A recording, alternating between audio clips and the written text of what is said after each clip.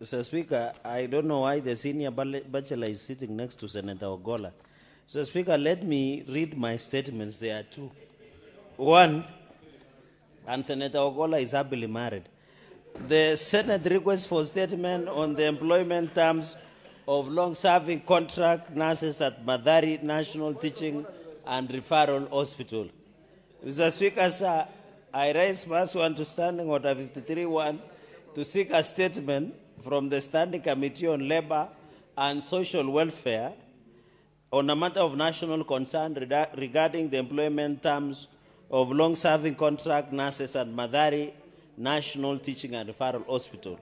Mr. Speaker, sir, the Ministry of Health has over the years engaged nurses on contractual terms to support the delivery of specialized mental health care at Madari National Teaching and Referral Hospital. However, representations by affected nurses indicate that a number of them have remained on successive 3-month contracts since June 2021, despite performing duties of permanent and continuous nature alongside permanent and pensionable nurses, with concern also being raised regarding disparities in remuneration, Mr. Speaker, and salaries. Mr. Speaker, in the statement, the committee should address the following: the number of nurses serving on contract at Madari National Teaching and Referral Hospital, the duration and terms of their respective engagements, and the reasons for retaining them on successive short-term contracts.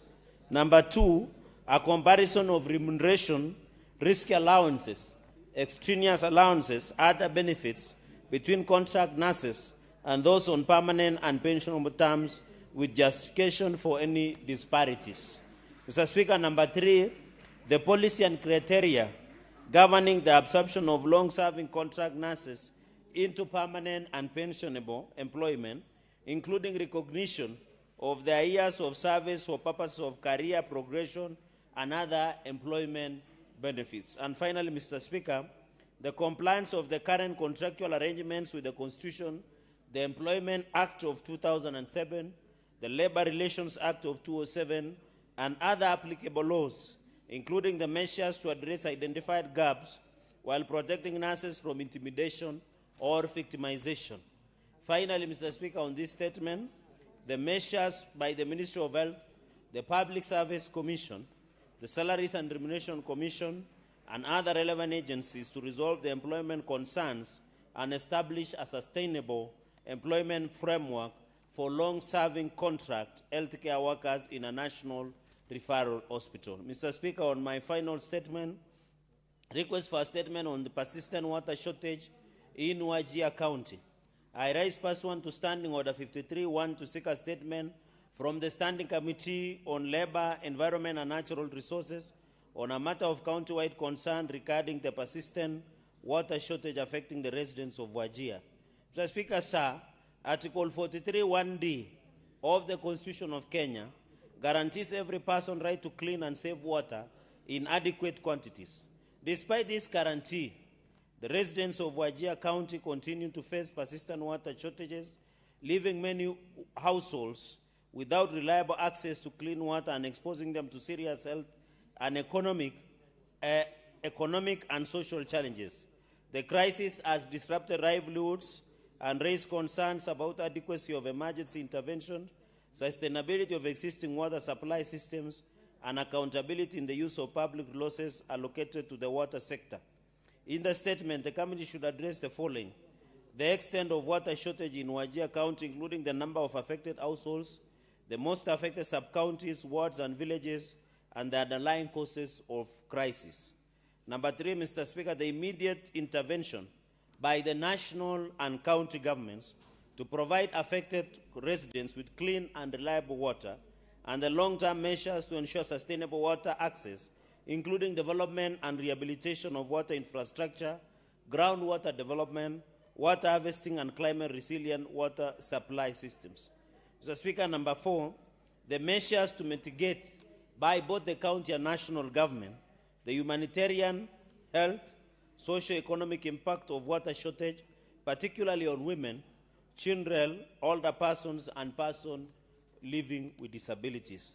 Mr. Speaker, the funds, number 4, The funds allocated and expended by the national and county governments on water supply and infrastructure projects in Wajir County over the last 5 financial years, 2021, 2022, up to 2025, 2026 by both the county and national government.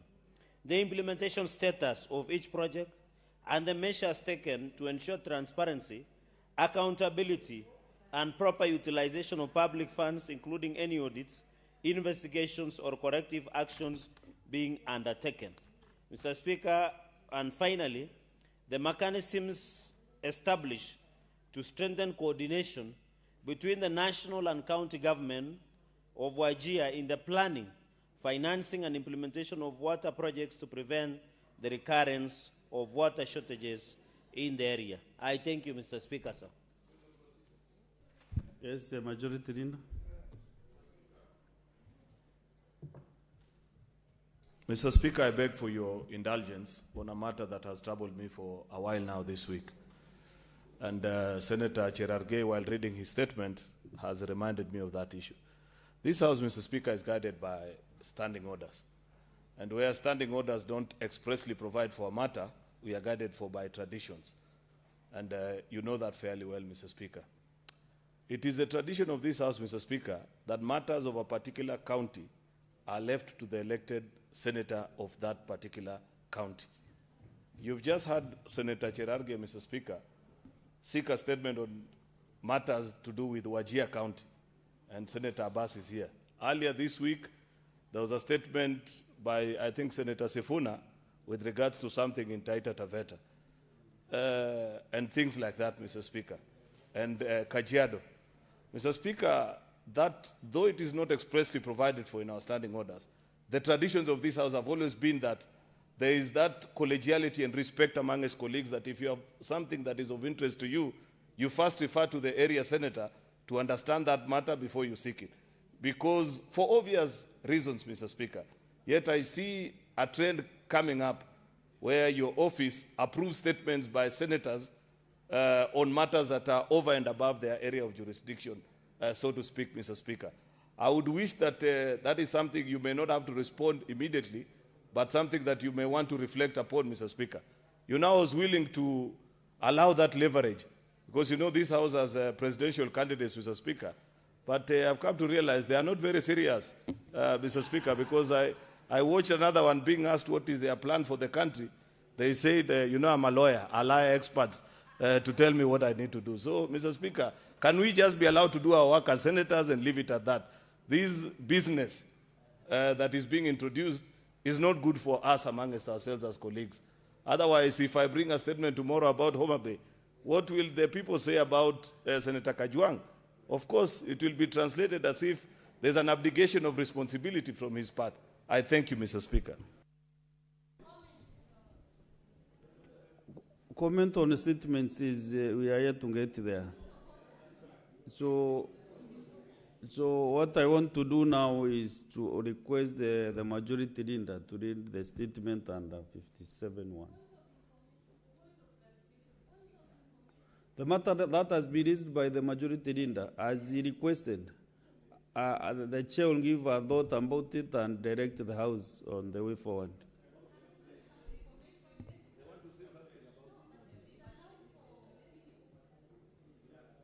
Can you read the statement and then I can decide what to do? Then Juricheke has decided, so members, you And Mr. Speaker, my comments do not in any way mean that our colleagues who are nominated, they understand their constituency, Mr. Speaker. You present a statement, you represent Kenya, so you can. Majority leader. Yes. Can you have your seat now? Because I can see you are not intended to give the statement now. Okay, honorable senators, I want to make these two communications. I wish to acknowledge in the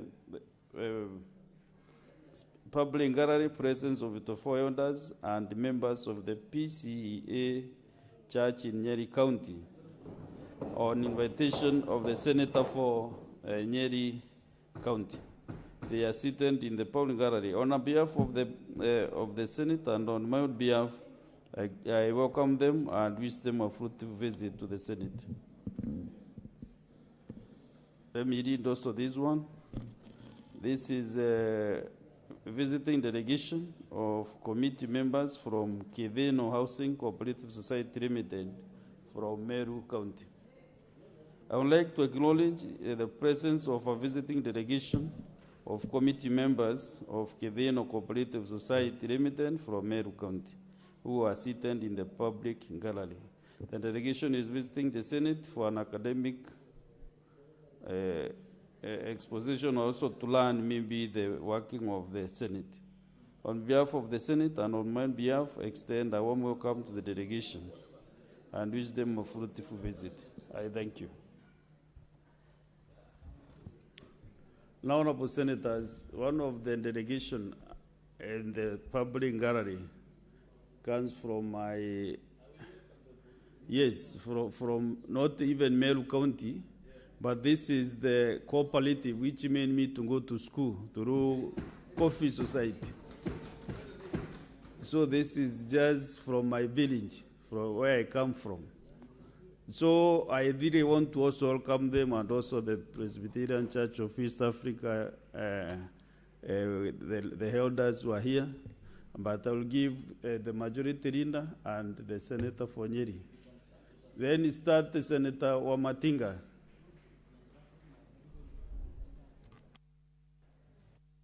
Asante sana mstahiki Spika.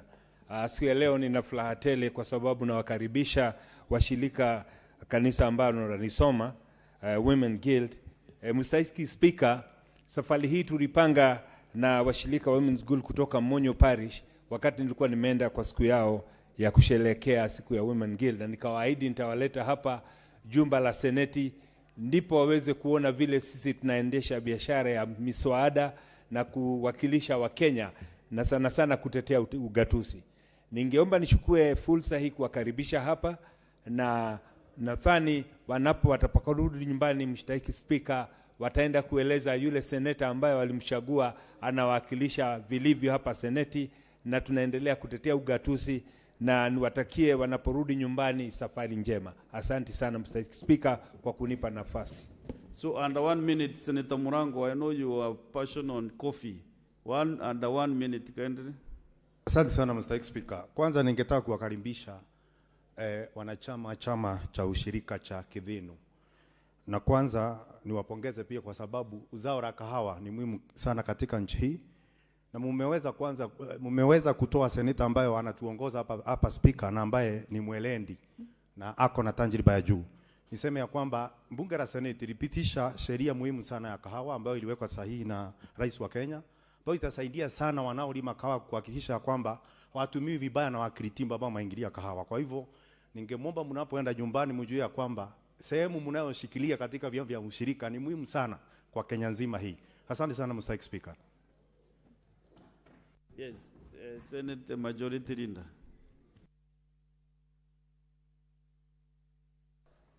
Mr. Speaker, I assume I'm supposed to welcome the delegation first before the statement. Thank you, Mr. Speaker. Mr. Speaker, it will be wrong if I ignore the very beautiful mothers of ours that are here from the Nyeri Women's Guild team. They look lovely, and Mr. Speaker, I must congratulate our colleague, Senator Wamatinga, for inviting the distinguished ladies from Nyeri County to visit with us this afternoon and get to see us as we transact our business. I want to tell them they have a great leader in Senator Commissioner Wahome Wamatinga, and they should continue to support him because he means well for the people of Nyeri. Mr. Speaker, the second group that you have invited here, Kidhino Housing Cooperative Society, we have to applaud and appreciate them. If this is the cooperative that made you go to school, Mr. Speaker, then we must tell them that their money never went to waste, Mr. Speaker, because we have an able Deputy Speaker in you, a strong leader from the Meru community, Mr. Speaker, and a leader for the future. I want to ask, Mr. Speaker, that these cooperative members give us a secret. I don't know why, Mr. Speaker, but I have learned something, that Meru County has very strong cooperative movement. I have seen this one. I know also in the milk sector, the best leading cooperative comes from Meru County. So maybe, Mr. Speaker, later you will tell Senator Cherargei, myself, and even Senator Kinyua, who I'm not sure has such strong cooperative movements from their county, Mr. Speaker, what is the secret? I don't know. I was just thinking, Mr. Speaker, is it because that the Meru people don't allow anybody to joke with their money? And if you go near it, Mr. Speaker, they administer instant justice the way they do to Mira thieves, Mr. Speaker. Maybe that's, if that is a secret, you need to tell us so that we know. And lastly, Mr. Speaker, when they go back home, they should tell the people of Meru that this house is properly constituted. When a matter is brought before us, we consider the merits of the matter based on the evidence that has been brought before us.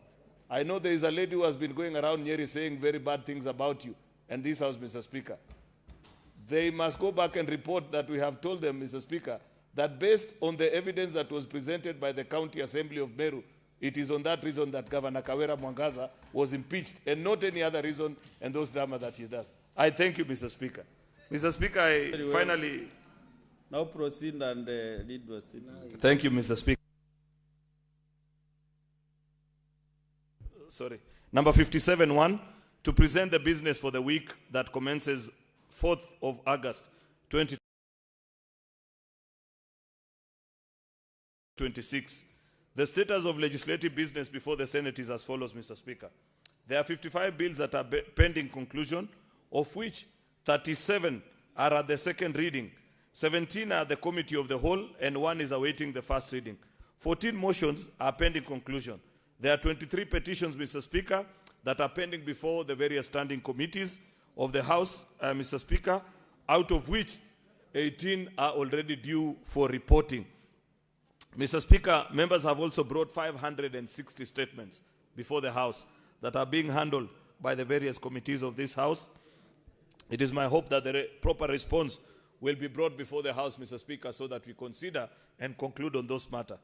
At the sitting of the Senate on Tuesday, the 4th of August, the tentative business for the day will include business that we will not have concluded on today's order paper, as well as business that is indicated in the order paper of that particular day.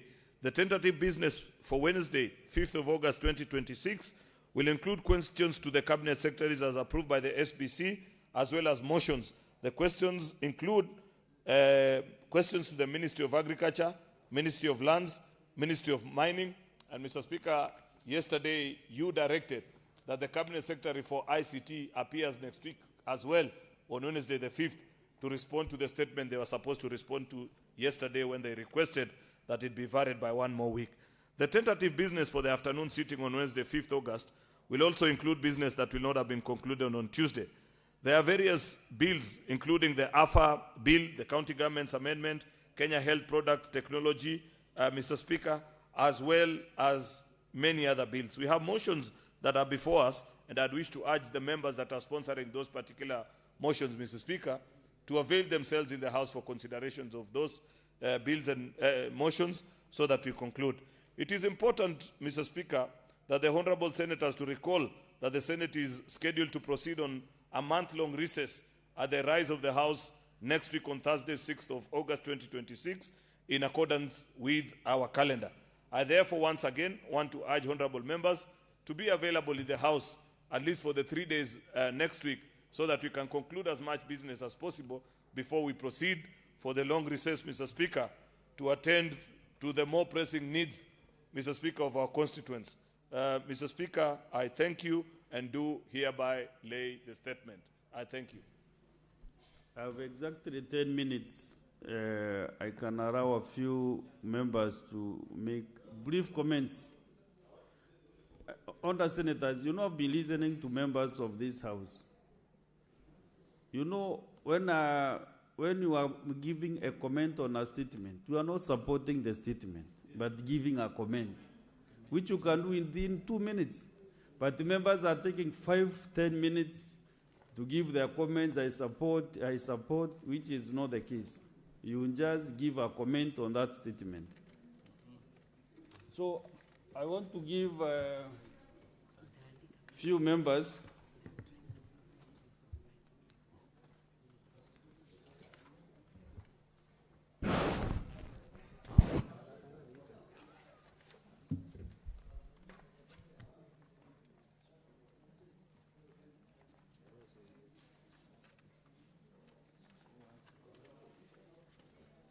Who is inside here?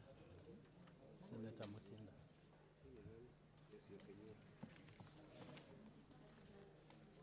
Senator Mutinda.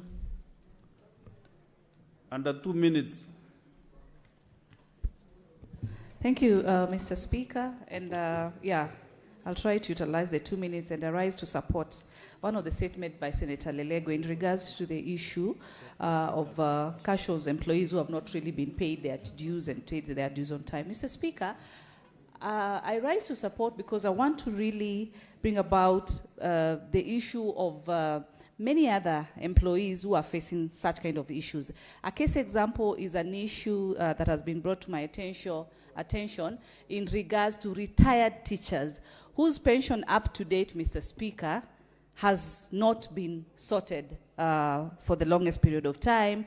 They brought petitions in and out, and I would want to urge that the Committee of Labor that will be dealing with this matter to cut across all other pending matters of dues. I've seen also the statement by Senator Wakoli in regards to allowances for the healthcare workers, Mr. Speaker.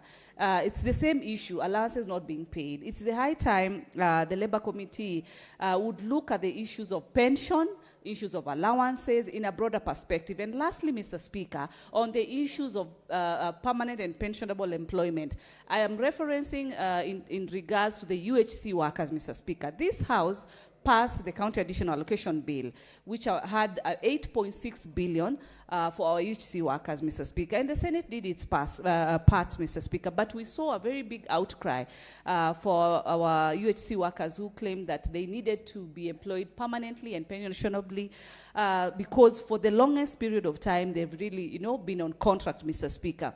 So issues of workers is an issue that cuts across many institutions and should come to an end, and would really want the Committee of Labor to fasten this. With those few, Mr. Speaker, I support. Senator Kajwang Moses.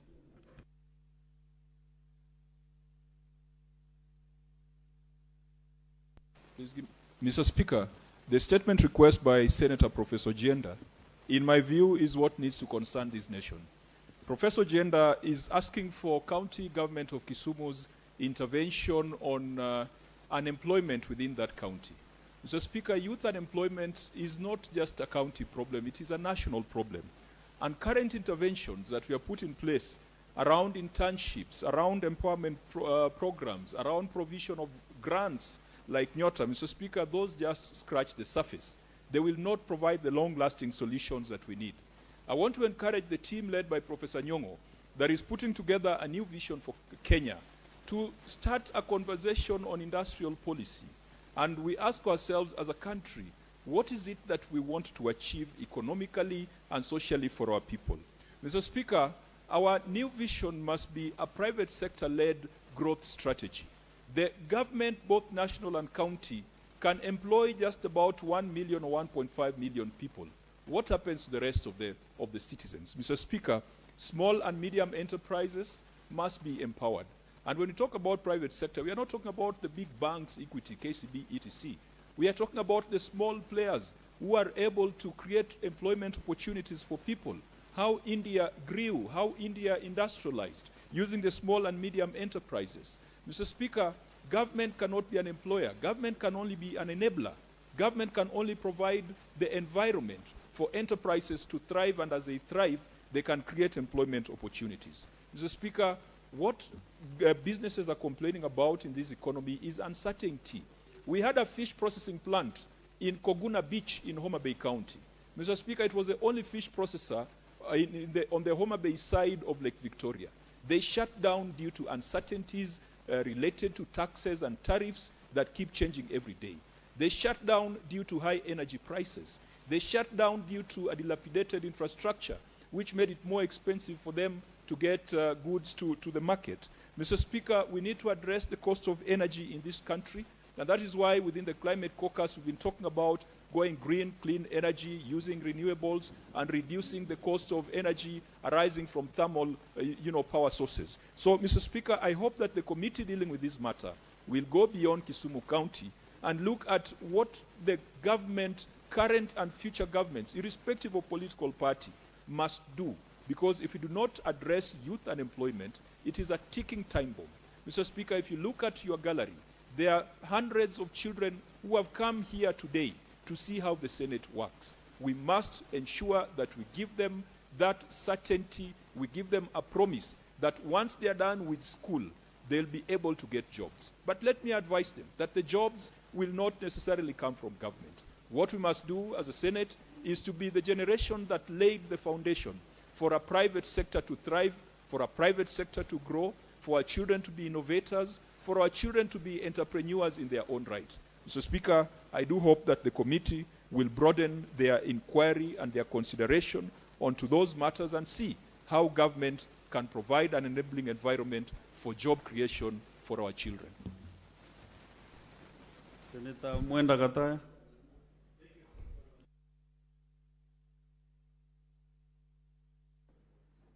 Thank you, Honorable Speaker. Honorable Speaker, I want to comment on the statement by Senator Professor Senior Counsel Tom Ojenda on the level of unemployment in this country, Honorable Speaker. Honorable Speaker, this statement is not confined in Kisumu. It's a national disaster, Honorable Speaker.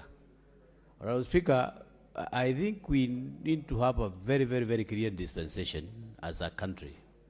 We need to have some very clear policies, Honorable Speaker, because we are producing every other year. We are producing young people from universities, from tertiary colleges, from other institutions in the job market, which is not there.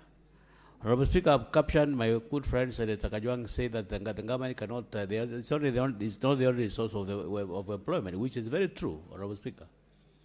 We need to encourage very good systems where we are supposed to have a good atmosphere for investors. We need, Honorable Speaker, to create some policies where we are supposed to take factories and industries to rural areas so that those boys and girls can be absorbed, Honorable Speaker. Honorable Speaker, yesterday we were discussing something about Gunism. Even, Honorable Speaker, most of those young people that you find throwing stones in the streets, even in those political rallies, they are very vulnerable, Honorable Speaker, because they are jobless. That's why they are induced by small tokens here and there, by people who want to take advantage of their unemployment, Honorable Speaker. So this is an issue that as a country, as a nation, we are supposed to address thoroughly and make sure that it's not something that we are supposed to let go. We are sitting on a time bomb, Honorable Speaker. I think this is an issue that we are supposed to discuss on a very, very serious platform, and I hope the government is going to address those issues and make sure that our young people and young girls who are graduating from various colleges, tertiary colleges, major universities, and so many people who have dropped off from school and get their formal employment and earn a living. Honorable Speaker, that's a statement that cuts across counties, and I'm very sure that the government must be on top of things to make sure that our young people get jobs. Thank you.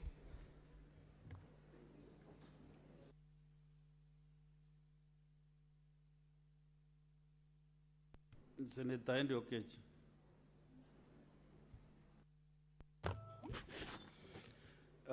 Mr. Speaker, I want to support the statement by the good senator from Kisii, Senator Ezio Kenyuri, on the decentralization of medical assessment services for persons with disability. Mr. Speaker, this is a very serious issue because if you look at the kind of services that people living with disability are facing in the counties, Mr. Speaker, to the extent of even the issues of SHA, Mr. Speaker, it has been a very bad situation. Recently in Migori County, myself together with, the MP of Kuria East and myself were going through an exercise of trying to get out all disability, people living with disability in Kuria East out of their houses and trying to see whether they can be able to get some medical support.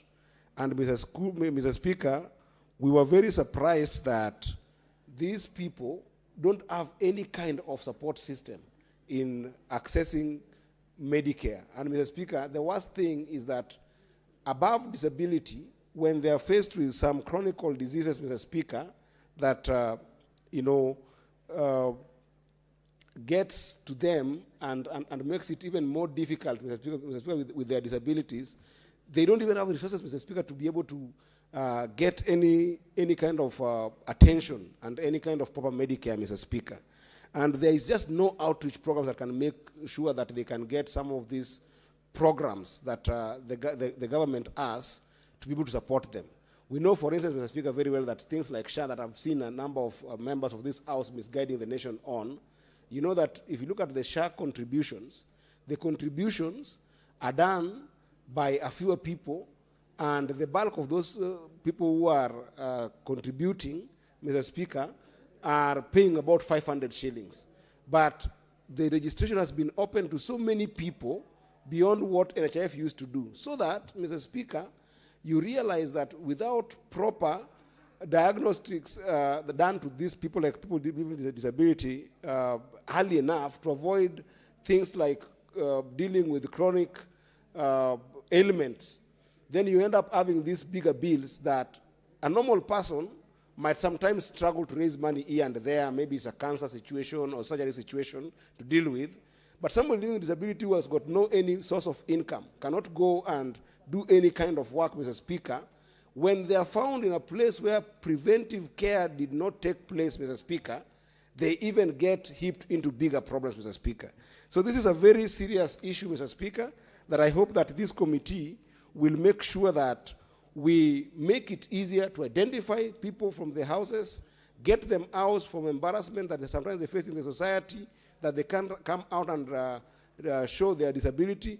But most importantly, Mr. Speaker, even enhancing registration in even those opportunities such as SHA, Mr. Speaker. So I find this a very good statement, and I hope that it will be fast-tracked to allow the people living with disability, Mr. Speaker, to get the right care that they need. I support, Mr. Speaker. Senator Commissioner Joyce Korir.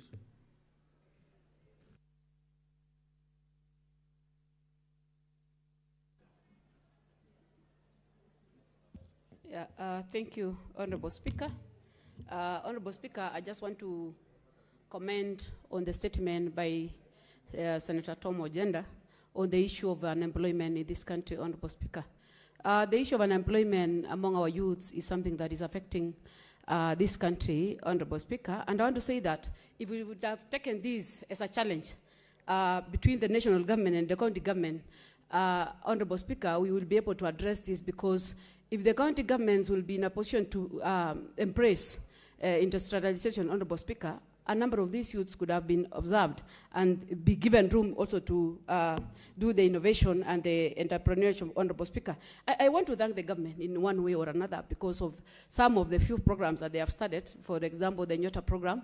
It might not be a long-lasting program, but I want to say that at the end of the day, at least it's giving room to the youth and even the issues of internship, Honorable Speaker. But I want to say that if we could embrace as the leaders and give room to the youth, especially the statutory instruments that we have in terms of giving them the opportunities on procurables, the 30% that has been set aside, which has been stipulated in the Constitution, if we could be observing this in either levels of the governments, either the national government or the county governments, I want to say, Honorable Speaker, a number of our youth would have been empowered, and they would not be being hired by the two divide in terms of goonism and practicing drug abuse and a number of phases that are affecting their lives, Honorable Speaker. Secondly, Honorable Speaker, I would also want to say that I want to comment on the statement that has been raised by Senator Okenyuri on the issue of persons living with disability. I think the biggest challenge that the committee has to look into is the registration of these persons living with disability, which the process takes long. A period of around 1 year, Honorable Speaker. For them to be able to access the SHA, to be able to access the stipends from the government, to be able to get the assistive devices, they have to be registered. And this is the problem that we are facing in this country, because when you go deep in the grassroots, Honorable Speaker, you find a number of them are not registered, and you can find a number of them languishing in poverty, Honorable Speaker. So the only thing that I would want to request is that the committee should look into this and make sure that the personnel are sent to the ground to make sure sure that all these people are brought to the book. I think, Honorable Speaker, I've been raising this issue of person with living with disability on a number of times because I want to tell you, Honorable Speaker, if you go to their families and you see the way they are living, you will understand the kind of challenges that they are going through. Sometimes you go for a meeting, and even transportation alone is a challenge because they cannot even, some of them cannot even sit on borders. They even cannot afford the transport, Honorable Speaker. So the ministry should look into a way of making sure that these registrations are done at the grassroots level so that at the end of the day, we know the exact number of the persons living with disability and also segregate to an extent that we have the exact number of the vulnerable, the most vulnerable, who are supposed to be assisted, Honorable Speaker. Otherwise, I just want to say that I will ask the committee to act with speed and make sure that this issue is addressed. Thank you. Senator Abbas. Thank you, Honorable Speaker.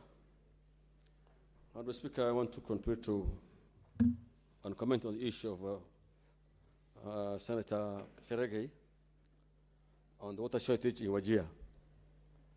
Honorable Speaker, you know, we don't need to act like, you know, hired guns in this Senate. That the respective senator of Wajir is here and able to bring his own statements.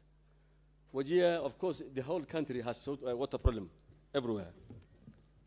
Even Nairobi, we are using water boosters. But one thing I can tell you, Wajir experiences water shortage every time, from time to time, like any other part of the country. The county and the national government have drilled 600 boreholes.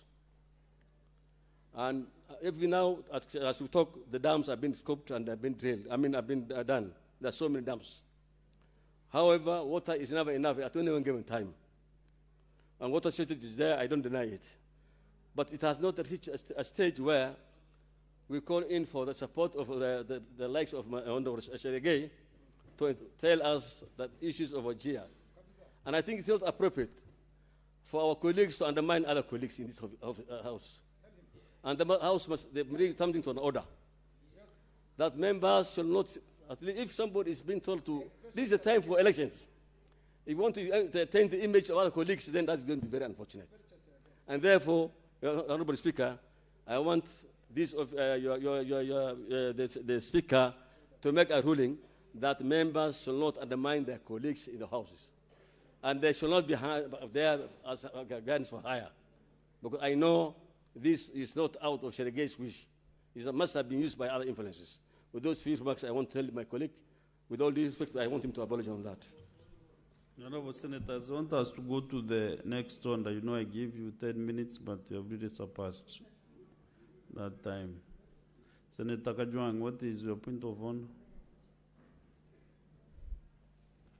Mr. Speaker, you'll just indulge me because Senator Abbas has sat down, but I just wanted it to be, for us to remind ourselves that we are senators of the Republic of Kenya, that despite needs and issues coming from specific counties, let us look at ourselves as senators of the Republic of Kenya, such that if there is any discomfort, and Mr. Speaker, you chair the liaison committee, those are things that can be addressed at different levels at the point of approval of the statements, so that we do not speak on the floor as if we are casting aspersions on colleagues. But every senator here, including even the nominated senators, have got the power constitutionally to defend and represent the interest of each of the 47 county governments. I just wanted to, I understand the concern of Senator Abbas, but it should not sound as if we are imputing improper motives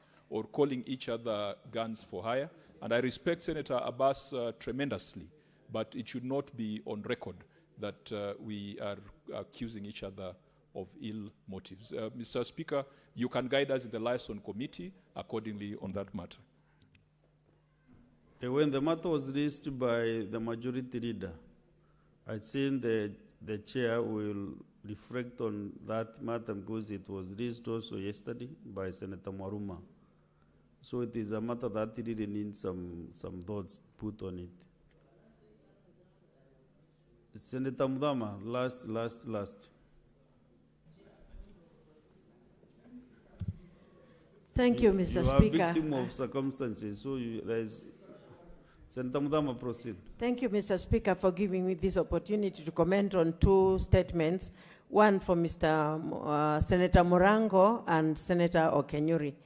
Mr. Speaker, on this statement of stalled projects, it's really bad across the country because, Mr. Speaker, you'll find that if an outgoing governor has stalled projects or uncompleted projects, the incoming governor, most of them never complete those stalled projects and they remain uncompleted, and this is money of the citizens which is going into waste. Mr. Speaker, I'll give an example of Machakos County. I have a stadium by the name Kinyui Stadium, Mavoko Stadium, and Masip Stadium, and so many other stalled projects of dispensaries, you know, a lot of projects which are stalled there, which go from 2013 to date, Mr. Speaker, which is not completed, and money should be allocated to such projects to be completed. On Okenyuri's statement, Mr. Speaker, about the PWDs, it is true across the country, PWDs are really suffering because they should get those identities, cards, to show that they are PWDs, so that even when they are traveling, they can travel freely. When they go to register SHA, they are identified, but majority of them are even being asked to pay for this SHA, and yet they have no money. Those people take care of them even at home. Mr. Speaker, face a lot of suffering, especially the parents, because if it is a total PWD child, that mother will be forced to remain in the house to take care of that child and to protect that child in case of anything. And you find that they cannot even go and work, and then they cannot provide for them, and you find that even medically they are required to provide for them. Mr. Speaker, I support these statements, and I say that the Ministry of Health should dispatch doctors to the ground to go and assess the extent of PWD so that they can issue the cards for them. Thank you, Mr. Speaker. Next on the clerk. Order number 8, motion, reconstitution of select committees of the Senate. Order number 8 is deferred. Next order. Order number 9, the Assisted Reproductive Technology Bill, National Assembly Bills number 61 of 2022, second reading, division. Honorable Senators, I want to reorganize the business as appearing in the order paper. So business appearing as number 9 to 16. All these need division, so they are defined. We go to order number 17. Order number 17, the Public Service Internship Bill, National Assembly Bills number 63 of 2022, second reading. The majority leader, I can't see him around. Maybe we defer that business. Order number 18, the Street Naming and Property Addressing System Bill, Senate Bills number 43 of 2024, second reading. Similarly, Senator Fatou Muduro is supposed to move this business, but she's not here, so I defer also that business. Order number 19, the Artificial Intelligence Bill, Senate Bills number 4 of 2026, second reading.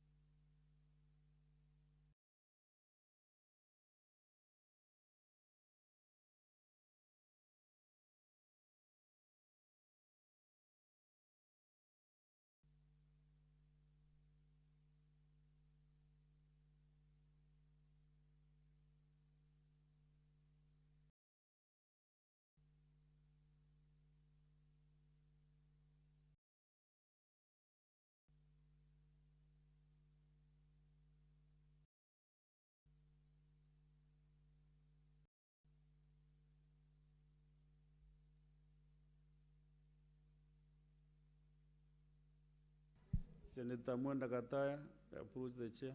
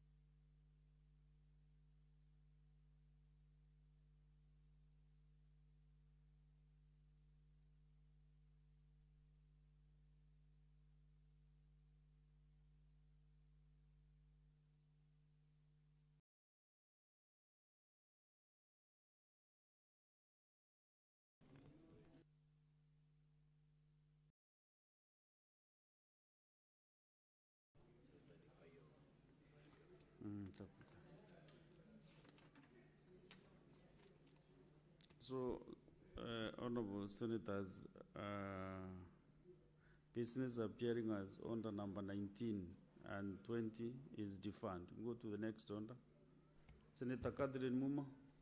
Order number 21, motion, report of the Standing Committee on Devolution and Intergovernmental Relations on the conferment of city status to Thika Municipality. Senator Muma.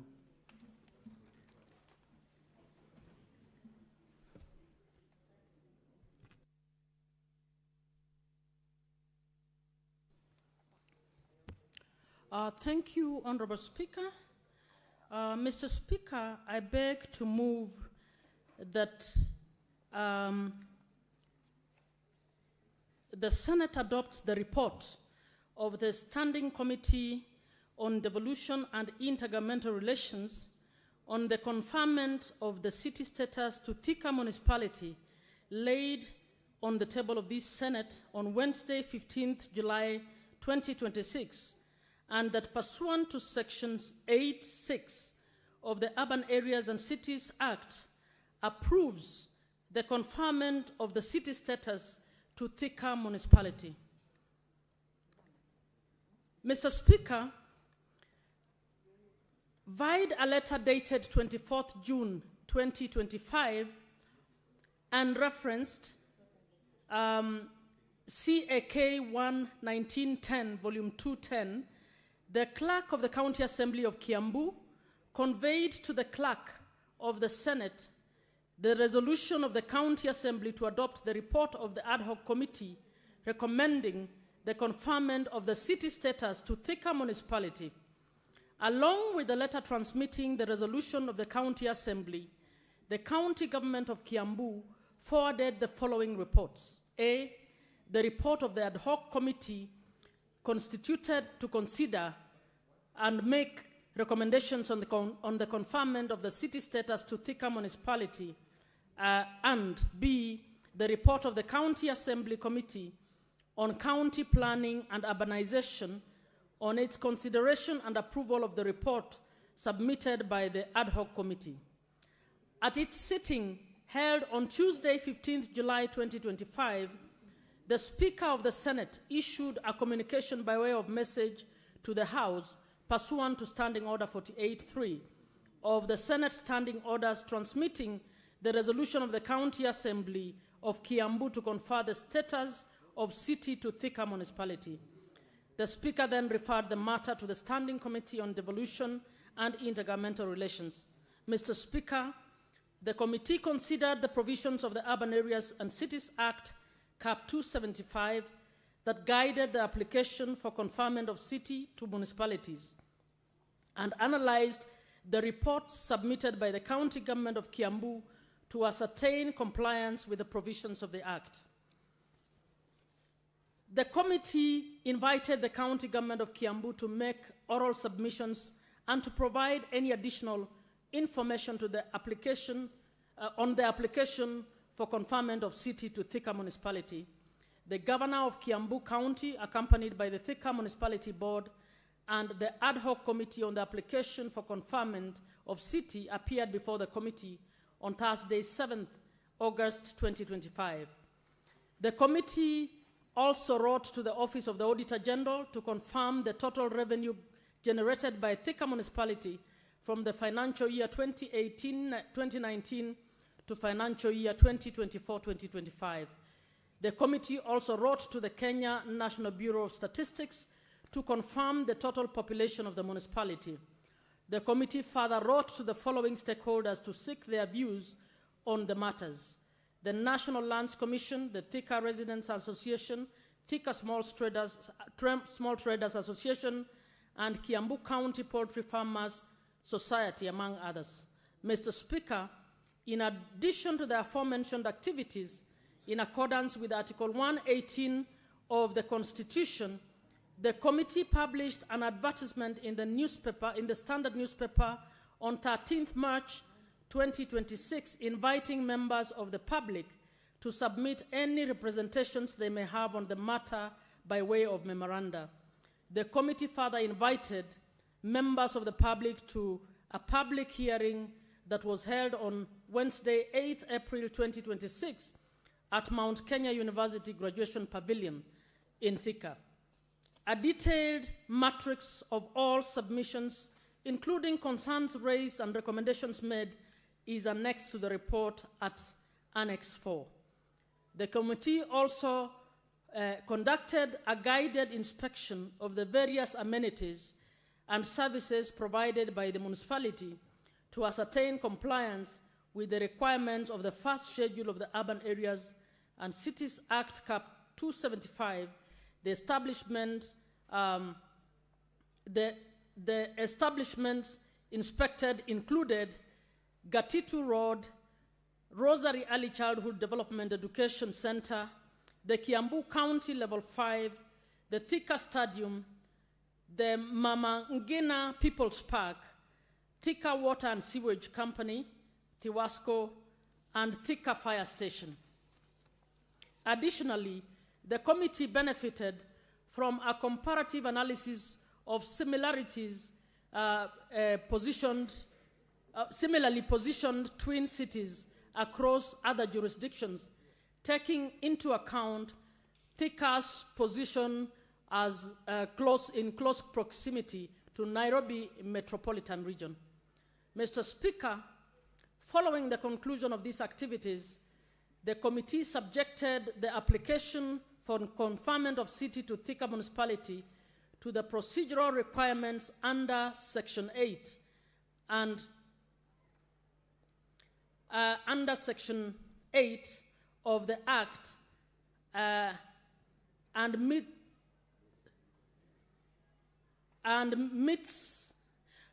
Mr. Speaker, let me repeat this. From the foregoing, the committee finds that Thika municipality has complied with the procedural requirements under Section 8 of the Act and meets substantive criteria for conferment of city status set out under Section 5.1 of the Urban Areas and Cities Act, Cap 275.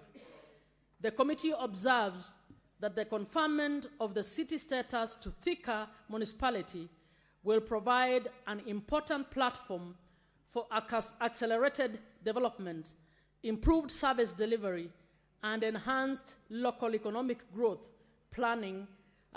Detailed observations of the committee are captured under Chapter 3 and Chapter 4 of our report. The committee therefore makes the following recommendations. A, that the Senate approves the conferment of city status to Thika municipality and the resolution of the Senate be transmitted to the President for the issuance of a charter pursuant to Section 7 of the Urban Areas and Cities Act Cap 275. B, that noting the undertakings given by the county government of Kiambu in the course of the committee's inquiry to fully operationalize the facilities and services within the proposed city, the governor of Kiambu County submits to the Senate within 90 days of the conferment of city status work plans for the following. 1, the full operationalization of the public theater and the museum or interpretive center. 2, the enhancement of infrastructure and services within the residential estates, including road networks, drainage systems, flood mitigation, water supply coverage, and solid waste management in line with the matters raised by residents during the public participation process. And 3, the transmission to a smart waste management framework, including the full operationalization of the Kangoki sanitary engineered landfill. Mr. Speaker, may I take this opportunity to commend the members of the committee for their diligence and commitment to duty throughout the consideration of this application. I also wish to thank the Office of the Speaker and the Clerk and the Senate for the support extended to the committee in undertaking this important assignment. Lastly, I wish to thank the team from Kiambu County, comprising of the governor and all his team, who engaged the committee at various stages and presented submissions on behalf of the county, provided verifications of anything we wanted to verify, as well as all the stakeholders and members of the public who attended the public participation in large numbers to engage the committee on this matter and share their views. Mr. Speaker, it is now my pleasure, pursuant to Standing Order 2284A, to present the report of the Standing Committee on Devolution and Intergovernmental Relation on its consideration of the application for conferment of the city status to Thika municipality. With those remarks, Mr. Speaker, I wish to move this request that the House adopts the report of the Standing Committee on Devolution and Intergovernmental Relations on the application of conferment of city status to Thika municipality. I request Senator Eddie to second. Thank you. Just a minute before you second Senator Eddie, let me make this communication of a visiting delegation of teachers and students from Mogolwa Primary and Junior School in Baringo County. Honorable Senators, I would like to acknowledge the presence of a visiting delegation of 17 teachers and 81 students from Mogolwa Primary and Junior School in Baringo County, who are seated in the public gallery. The delegation is visiting the Senate for an academic exposition. On behalf of the Senate and on my behalf, I extend a warm welcome to the delegation and wish them a fruitful visit. Thank you. I can see the Senator for Baringo is not here, so Senator Chaligay Samson, welcome the visitors under 1 minute. I know you can plan your wording within 30 seconds, but I want you to utilize 1 minute. Mr. Speaker, for this purpose. You know, since the caveat of of where you come from. You must speak for where you come from. I don't know whether I have permission. What? To welcome, because I saw there is a gag order that if you don't come from that county, you are not supposed to speak about that county. Is the chair who gave you the permission? Okay, thank you for that permission. Now I'm safe. Mr. Speaker, let me join you and the Senate in welcoming the school from Baringo County. They should feel most welcome. They should learn as much as possible. Baringo is part of the North Rift counties, and I have a special linkage to Baringo because my brother is married a beautiful lady from Baringo. Baringo is our home. Baringo has very sweet meat. And it is, by the way, Mr. Speaker, in conclusion, Baringo produced the second president of the Republic of Kenya, Daniel Toroitich Arap Moi. Yeah, so, and we are proud. So we wish them well as they go back. May the good Lord bless them. We love you and we wish you well. Go and work very hard. Thank you, Mr. Speaker, sir.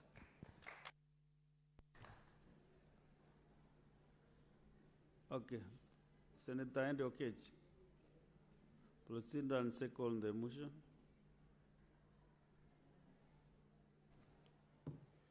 Mr. Speaker, from the onset, I want to second this motion.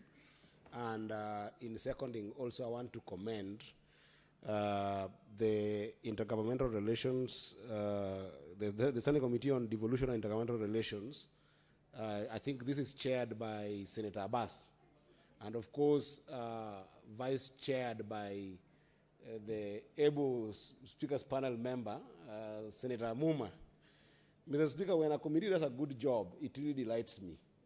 And I want to thank them and also commend them for a good job they have done, together with all the members of the committee. Even in the presentation that has been put here by Senator Muma, it's actually very impressive, Mr. Speaker.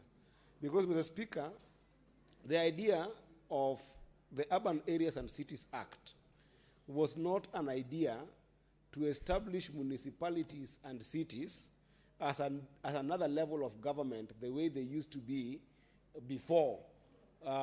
It was there to introduce urban areas and cities as a potential revenue-generating stream, as well as a channel of service to the people through these devolved units. And therefore, Mr. Speaker, if you read the Urban Areas and Cities Act, you will realize that the relationship that was intended in the Urban Areas and Cities Act, and also Article 184 of the Constitution, Mr. Speaker, was that which was to establish municipalities and cities to be an agency to county governments in terms of service delivery, and further to be able to enable bolstering what we would call on-source revenue, Mr. Speaker. Mr. Speaker, in my time as the vice chair of CPIC, I've had interactions time without number with Thika municipality, of course through the honor of the governor, Governor Matangi of Kiambu. And Mr. Speaker, this is one of those municipalities that has been run in the proper way as required by the Urban Areas and Cities Act, Mr. Speaker. Because the requirement of Urban Areas and Cities Act, Mr. Speaker, has always been that we can be able to ensure that there is operational, fiduciary, and board autonomy in the service delivery that is required by municipalities, Mr. Speaker. That alone gives me the joy of indicating that we have witnessed the legal compliance by the governor of Kiambu to make sure that Thika municipality is operating in a certain way that can allow it to grow into a city. And, Mr. Speaker, indeed it has grown. Even if we start by the way the city is run to the extent, I mean the way the municipality is run, because the city will confer to Thika, we will confer it after voting, I think in a couple of weeks. But if you look at the way the municipality has been run, first of all, the number of amenities that I've seen in this report are actually true, both in the report and in our interactions with the audit report that we have had on the Thika municipality, Mr. Speaker, to the extent that those municipalities have attracted a certain kind of population to Thika, that if you were to look at what would make a city, Thika municipality merit. Because, Mr. Speaker, under the Urban Areas and Cities Act, a municipality needs to have at least 250,000 people in the population. Because of good services in the municipalities of Thika, Mr. Speaker, can I tell you that today Thika has attracted a bigger population from Nairobi that is now working in the municipality of Thika to the tune of averaging 285,000 to 300,000, Mr. Speaker. Those are people who actually stay within the municipality of Thika. I haven't talked about people who actually commute from Nairobi or commute from Embu or commute from Karatina all the way to Thika to work. This is a municipality that if you add all those numbers, during the day, you are getting to a number of about 600,000 people visiting Thika, both for work and for business. So in terms of population capacity alone, that good services in this municipality has created, this municipality merits to be a city. Mr. Speaker, another part of the city, because I've told you that when we look at the merit of the municipalities, Mr. Speaker, we look at the sustainability in terms of not only being an agency that can be a revenue generator to that particular county as an agency, but also being able to have a plowback mechanism that every single resources that are raised by that municipality can be plowed back to the sustainability of services of that municipality through the board of that municipality, Mr. Speaker. I am proud to say, Mr. Speaker, and this one I can say, Mr. Speaker, that other governors must learn from the governor of Kiambu, Governor Matangi. Mr. Speaker, can you imagine that in the last 4 or 5 years, the governor of Kiambu has pushed the financial resources, what I would call the on-source revenue of the Kiambu County, to nearly 2.5 billion and upwards of this amount, Mr. Speaker. And if you look at the spread, you find that Thika owns the bulk of the, Thika municipality owns the bulk of this on-source revenue to the tune of about 55%, Mr. Speaker. And Mr. Speaker, it's not only that. When you look at the data of Thika municipalities in the last 7 years, Thika municipality has been giving that county an average of about 6.5 billion to 7 billion in those particular years, Mr. Speaker. So it shows that this is a municipality that, if conferred upon the status of a city, with the good governance that we are seeing with the governor of Kiambu, Governor Wamatangi, Mr. Speaker, then it goes without saying that as a city, this city will end up producing so much resources that can sustain the OSR fight that we are seeking for counties to keep on bolstering, Mr. Speaker. This will be the engine that will give Kiambu County more revenues. Because, Mr. Speaker, we know that with this kind of conferment of a city to Thika municipality, the one thing that we'll see happening is not that it's not happening at the moment. Already we can see that Thika municipality has got a serious booming manufacturing culture and massive industries that are already in Thika. But now, if you confer a city to Thika, Mr. Speaker, you can imagine how the multiplier effect on this kind of industries are going to happen there, Mr. Speaker. We just saw a statement here from one of the senators, Mr. Speaker, about the menace of joblessness among our youths.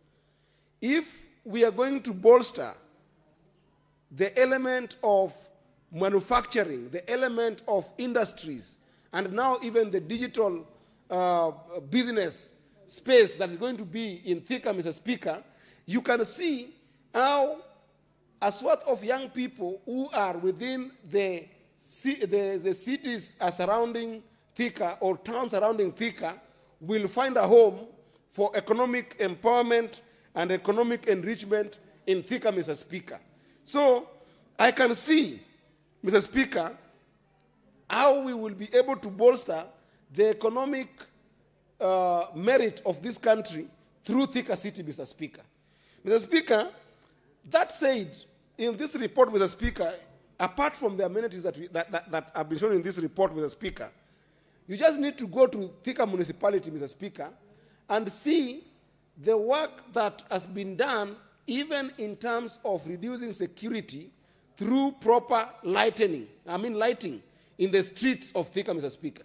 Mr. Speaker, if you look at the reports that we have interacted with in our own committee, which complements or rather would then supplement the report that Senator Bass has put together with his committee in this report, Mr. Speaker, the municipality of Thika has integrated more than 2,500 solar-powered streetlights and allocated about 500 million for urban walkways and non-motorized transport in a municipality, Mr. Speaker. If this is not commendable, Mr. Speaker, what is? What can a governor do, Mr. Speaker? If you can find that a governor has worked so hard together with the board of Thika municipality to have 2,500 solarized and solar-powered streetlights. And, Mr. Speaker, extended investment in walkways and extended investment in non-motorized transport. The bicycles that we are talking about in this country, Mr. Speaker, better than even Nairobi City, Mr. Speaker. They deserve this conferment, Mr. Speaker. If you want a city that will give us healthy living, where you can say that you're going to ride your bicycles to work, you're going to walk to work, and reduce, life challenges of unhealthy living, Mr. Speaker, that will be Thika City because of what the board has done. And, Mr. Speaker, even if you look at the benefits that we talk about strategic placement of a city, of course, all of us here are well conversed with the element of the Thika Highway, Mr. Speaker.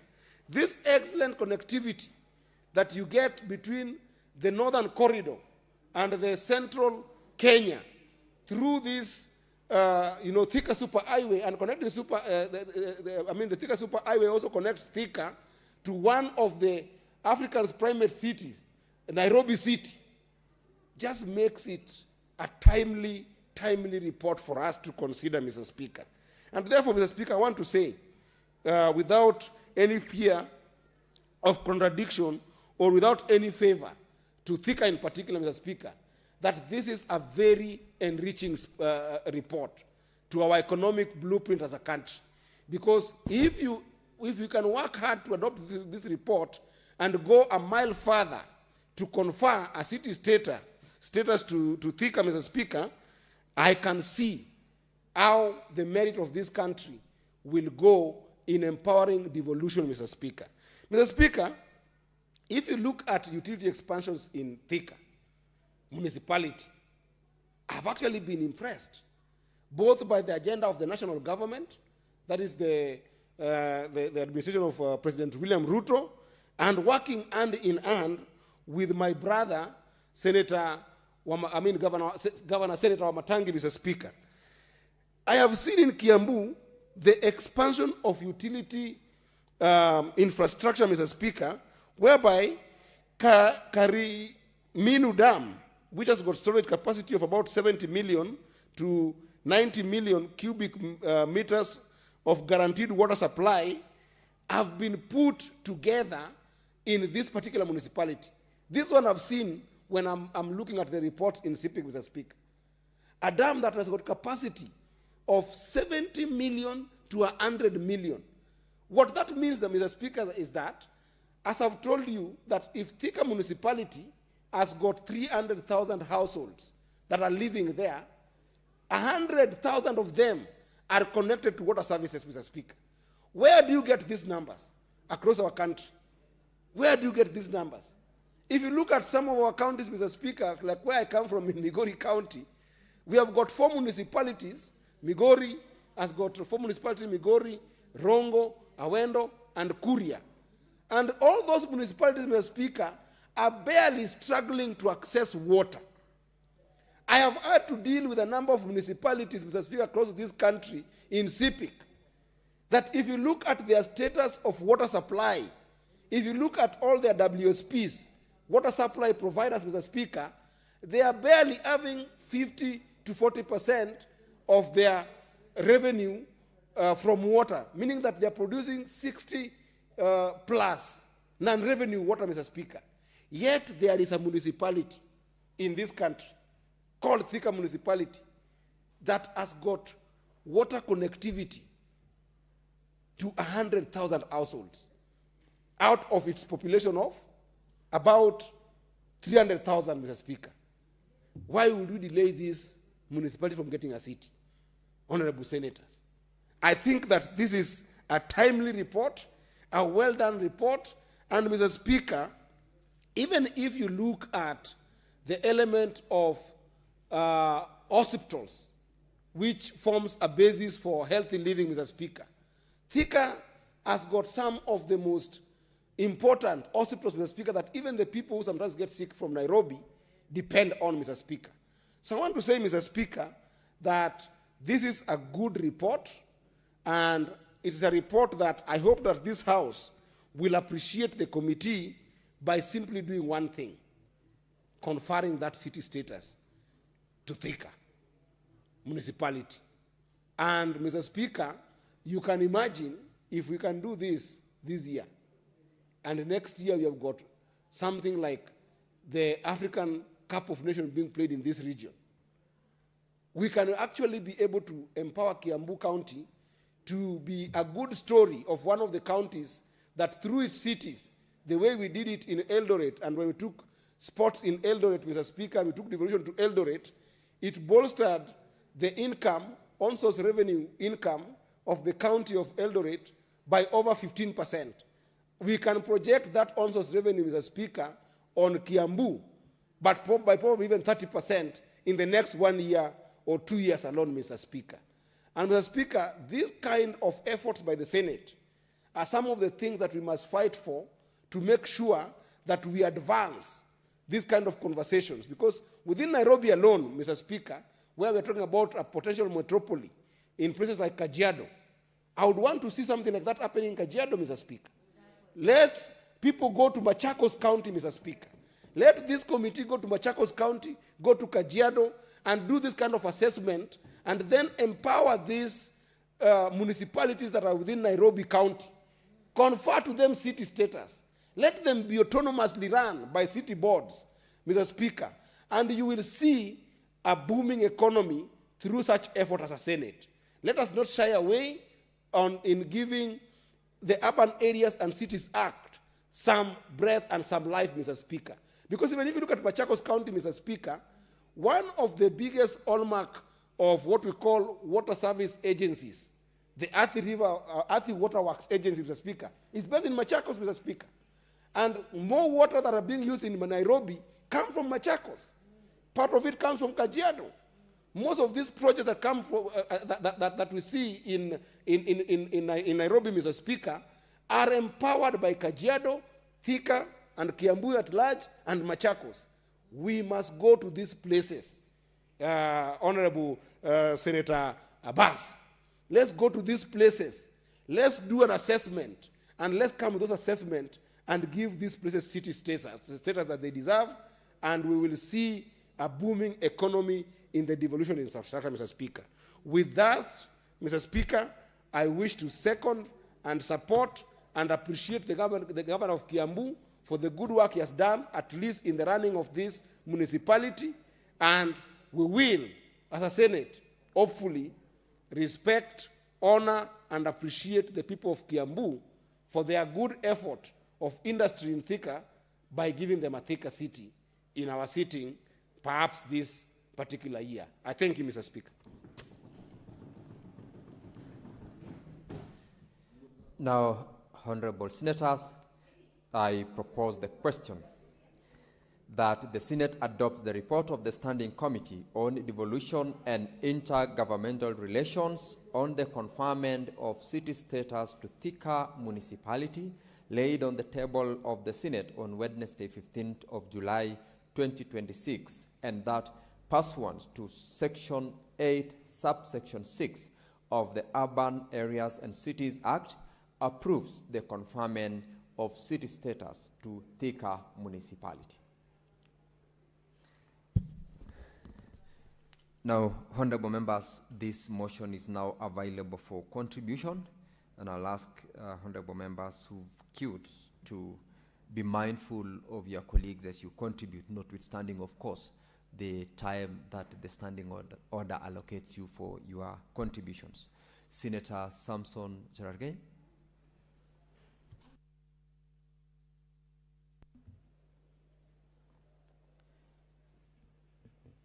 Thank you, Mr. Speaker. Sir, I've read the report of Devolution and Intergovernmental Committee, and I've listened to the mover of motion, the distinguished senator who is a member of your presidium, moving.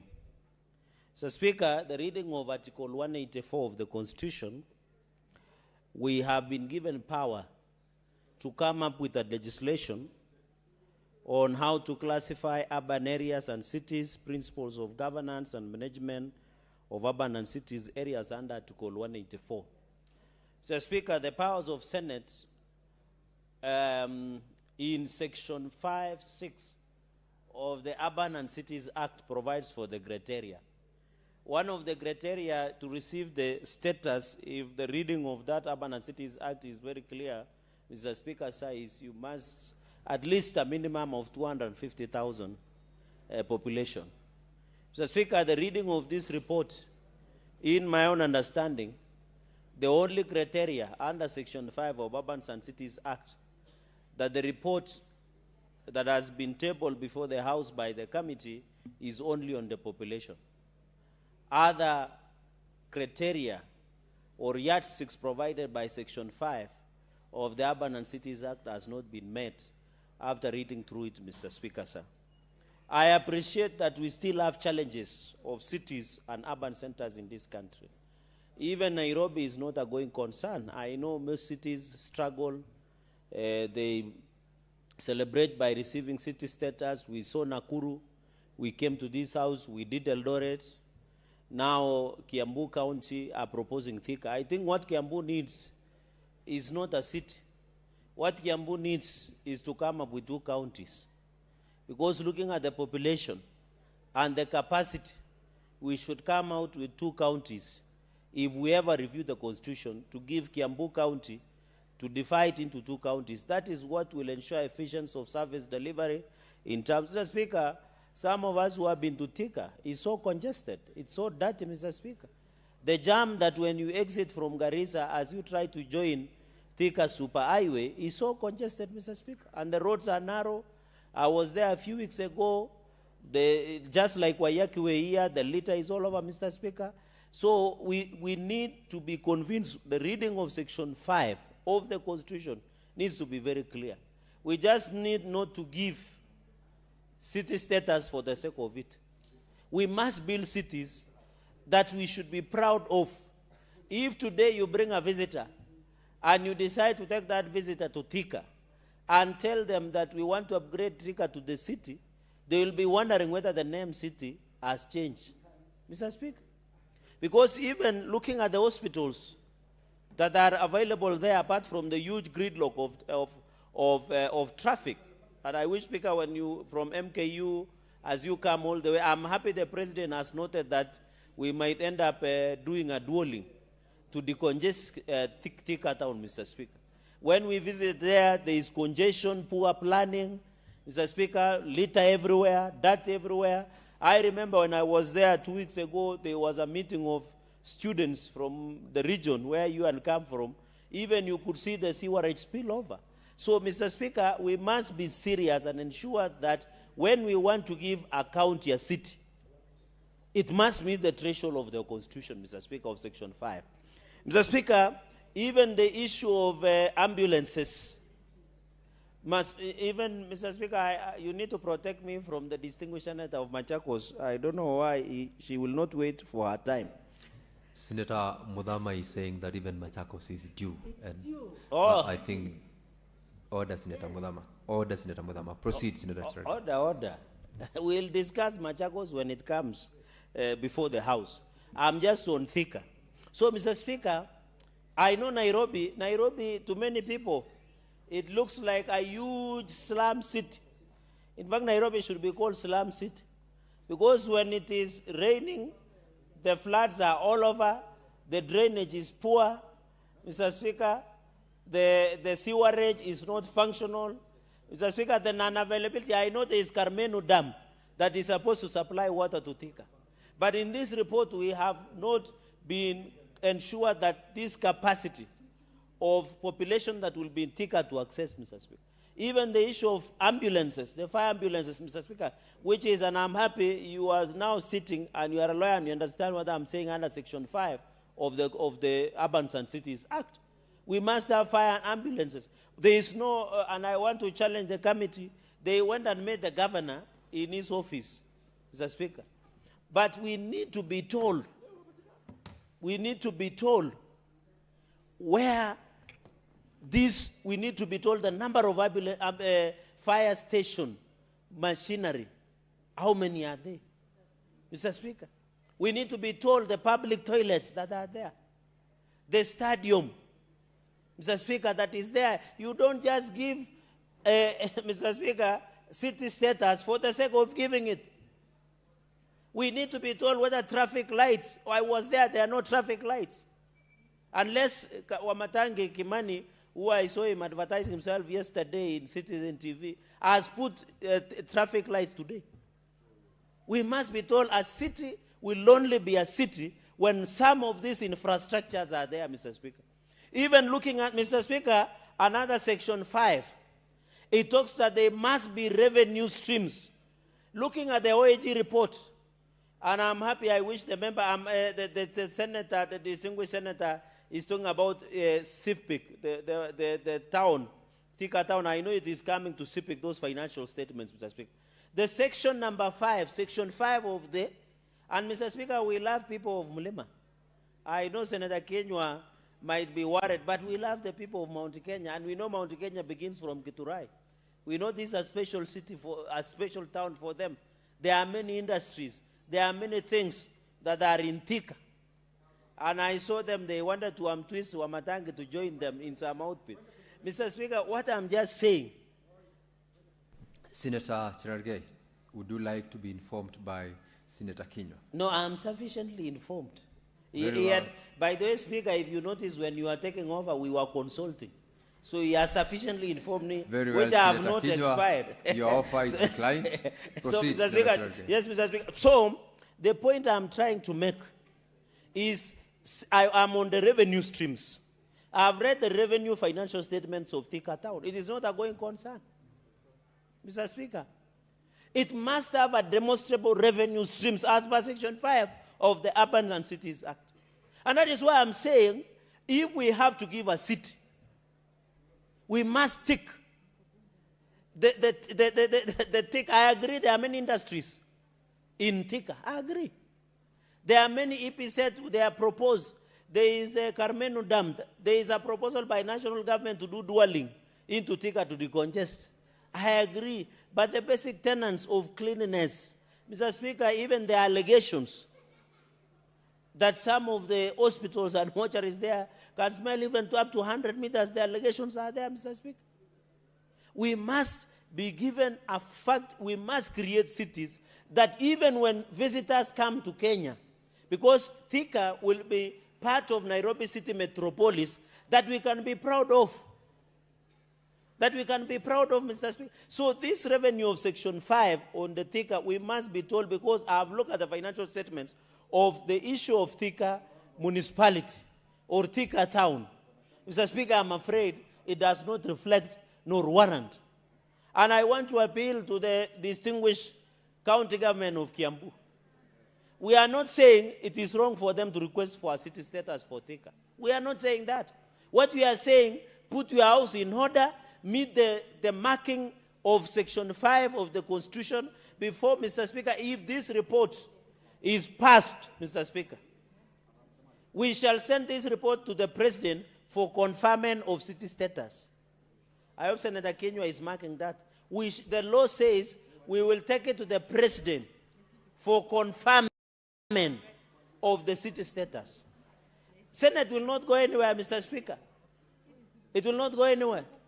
Let us be told, even in an emergency, in fact, I heard Senator Eddy talking about riding bicycles or pedestrian walkways. We must have them. How many, Mr. Speaker, how many pedestrians today have died because they don't have walkways in our city here?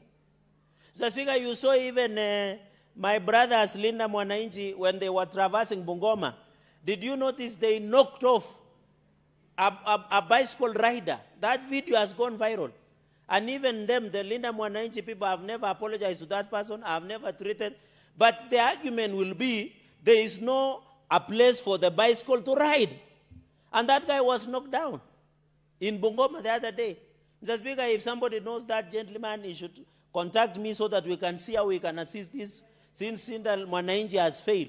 So the issue of, Mr. Speaker, I don't know what Senator Mudama consumed today, because she's restless for nothing.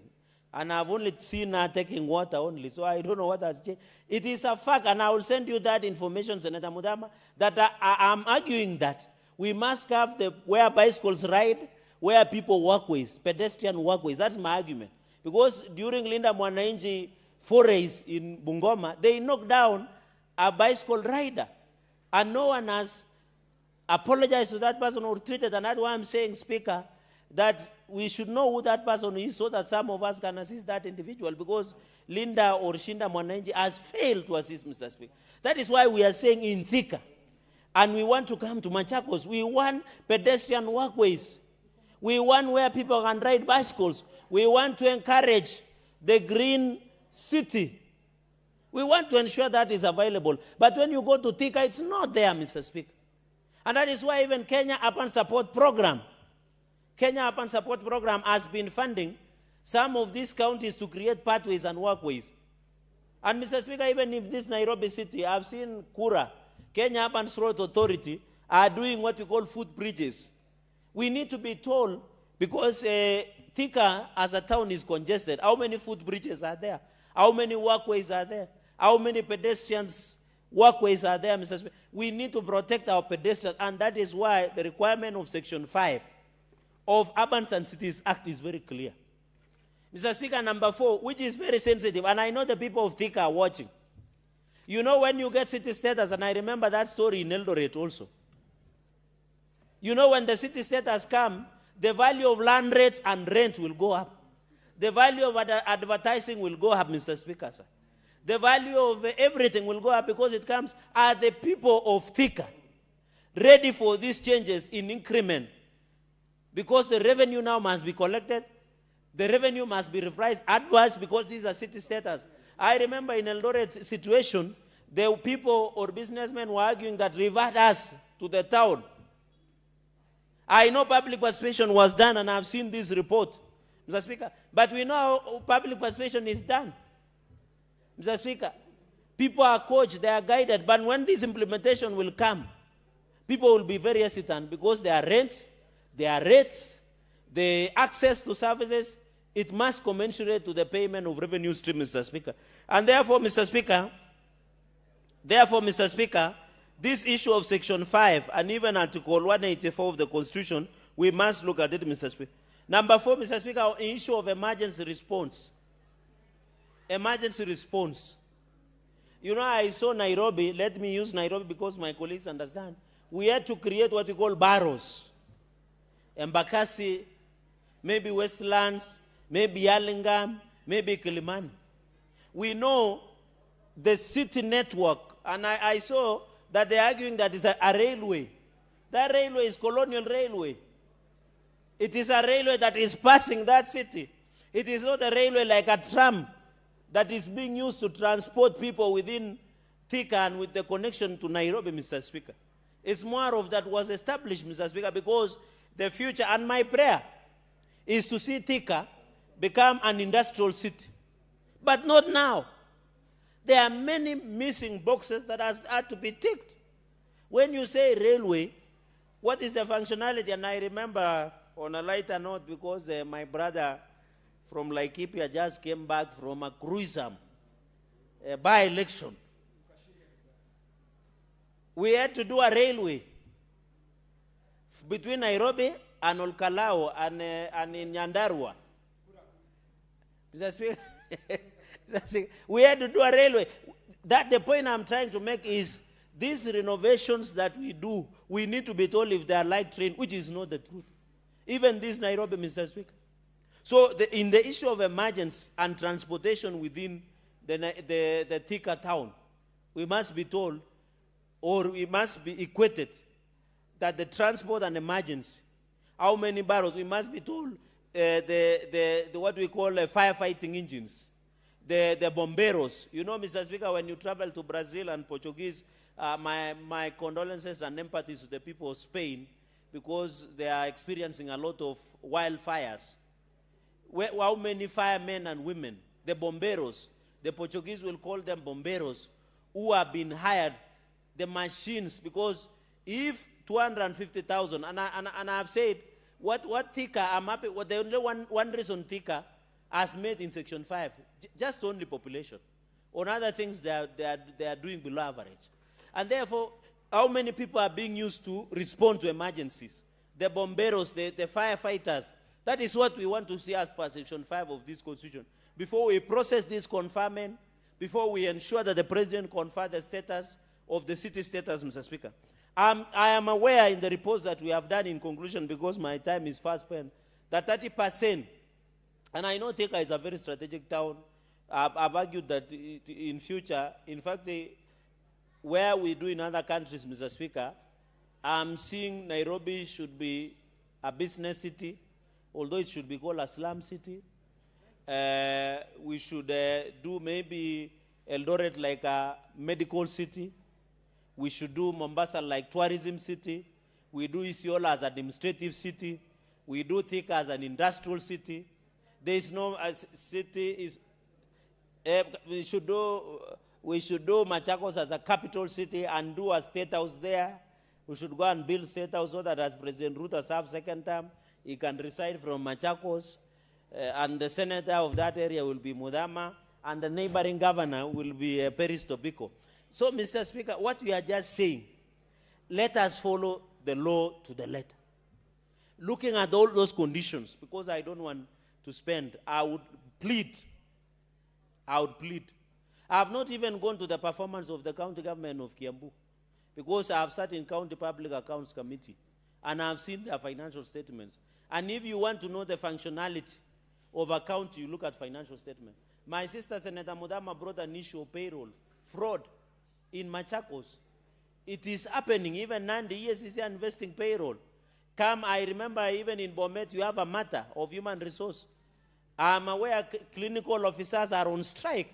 Even, I'm surprised the committee, Vice Chair Senator Muma, even Senator Karungo Tangwa brought a matter of striking medics. And you have, the committee has not given us way out what became of it. We must be told. Even in my county, the clinical officers are on strike. It has reached a point, and I've seen you have quoted a lot about the health, which is good. You have said there is level 5, level 3, there are many hospitals within Thika sub-county, and you think it is sufficient. But the human resource that was captured in your report has not been attached. You have just noted through the speaker and said it will be reviewed at a later date. You know, those are reasons that will need to convince some of us. Say that as we ensure, Mr. Speaker, as we ensure we bring into this matter, Mr. Speaker. Senator Cherargei, Senator Chimera would like to inform you. Would you like to No, Mr. Speaker, can I finish, because my time is spent, so that I don't take other captain. Senator No, you will do it in your what submissions. The chair requires of you is a yes or no. You don't need to discuss. Do you want to be informed? No, with capital N-O. Mr. Speaker, in conclusion, what I'm applying, and you know is our in-law. I will ask our sister what he wants to tell me, because he's our in-law. Mr. Speaker, what I'm pleading to the committee, and I have tremendous respect to my learned senior Senator Muma, she has been very working hard, especially in this committee. I know she has handled too many hot potatoes, including the matter of partnership between Nairobi and national government. I've seen you have scheduled for today this sticker. I know devolution has handled a lot of hot potatoes, and you have been always on the seat. It is not too much to ask the county government to review their position, step down this report, let us review. Let us review. Let us give them chance. There is no problem. It is my aim, it is my belief. Because if it comes the way it comes, I am afraid as the report you have presented and persuasion you have given us, I will be able to decline. And this is the first time Senator Montet is speaking in this house. I yield back and I oppose the report. Senator Mudama.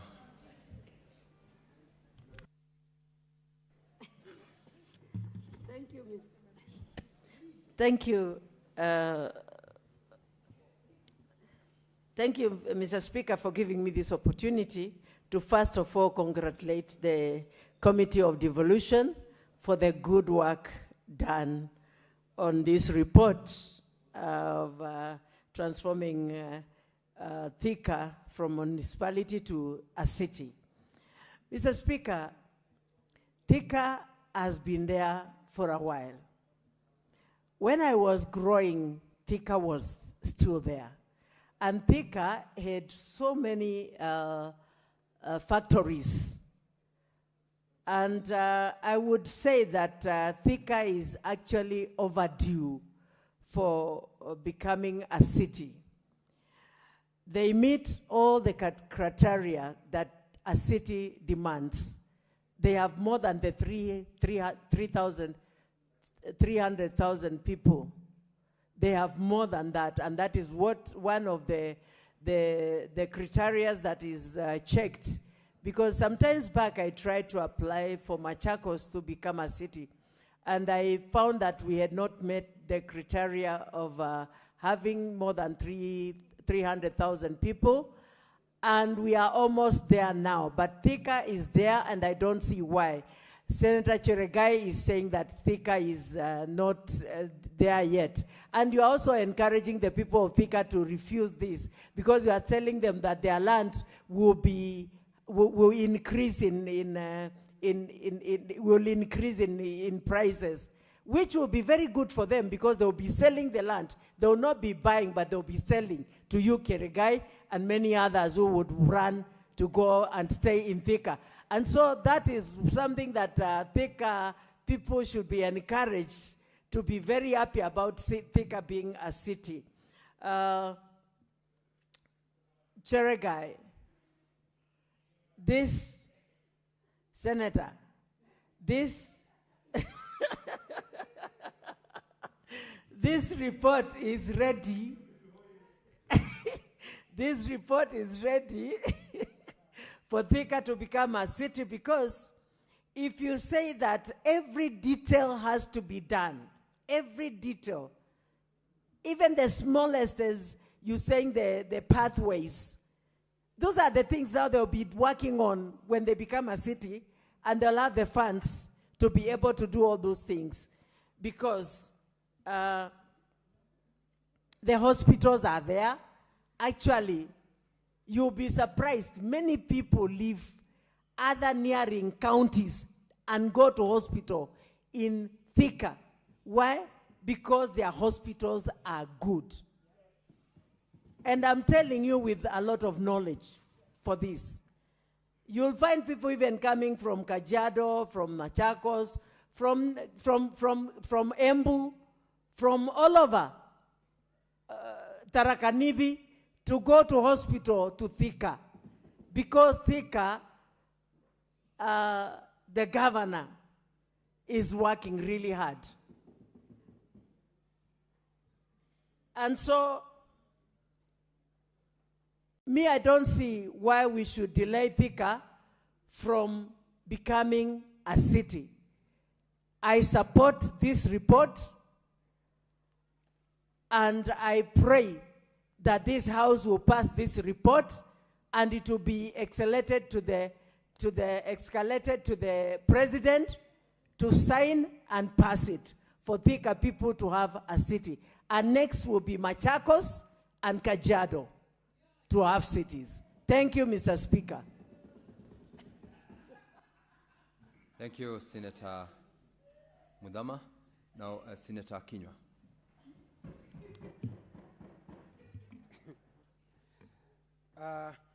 Kwanzia mwanzo, Bwana Spika, nataka kupongeza kamati ya ugatuzi ambayo wamefanya kazi kwa uwerendi, na hasa nikijua kwamba anayeongoza katika kamati hiyo Senator Muma ni mtu aliyebombea katika kazi yake, na najua wameifanya kwa uadilifu na uzoefu mkuu. Bwana Spika, hapa hakuna mambo mengi. Nimemsikiza Senator Cherargei akiongea kizungu kingi, lakini ukweli wa mambo ni ya kwamba ili manispaa iweze kupandishwa hadhi na kuwa jiji, ni bayana yale mambo ambayo yanapaswa kufuata. Na kuuliza haya mambo kama yamefuatwa, ni jambo rahisi kuuliza. Kwanza, sheria inasema ya kwamba ni mpaka kuwe na watu katika manispaa ile, ni mpaka kuwe na watu 2.5 Swali ambalo unajiuliza kama jiji la Thika limekamilisha hiyo, na jawabu ni ndio. Kwa hivyo, kwa hayo wamepasi. Jambo lingine ambalo unapaswa kujiuliza ni ya kwamba ule mji wa Thika kifedha na mapato yake iko namna gani? Bwana Spika, inajulikana wazi ya kwamba Thika ni kitovu cha viwanda katika Jamhuri ya Kenya. Unaweza kuilinganisha na Birmingham, Bwana Spika. Kwa miaka 7 iliyopita, Thika wamekusanya zaidi ya bilioni 6.4, Bwana Spika. Hiyo ni kiwango cha kutosha kusema ya kwamba mapato yao yanaweza kuikimu hilo jiji. Bwana Spika, jambo ambalo ningetaka Senator Cherargei wa kutoka Nandi asikie ni ya kwamba jiji la Thika litakuwa la 6 tukikubali. Kwa sababu la kwanza ni Nairobi, pili Mombasa, Kisumu, Nakuru na Eldoret. Ya mwisho ni Eldoret. Na hii nikilinganisha naona ya kwamba Thika ikifanywa iwe mji mkuu, ndio wakati huo tunapata Rigathi Gachagua atakuwa rais wa 6. Ina mambo mingi inamaanisha. Bwana Spika, vile vile Bwana Spika Order, honorable members. Order, honorable senators. Bwana Spika, order, honorable senators. What's your point Bwana of order, Spika, Senator tukiangalia miundo Senator Kinyua, miundo mbinu na huduma. Senator Kinyua, take your seat. What's your point of order, Senator Karen Nyama?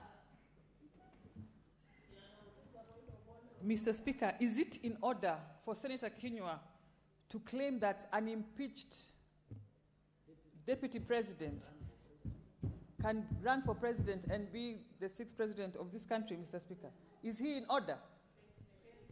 Senator Kinyua, Senator Karen Nyama, Senator Cherargei, order please.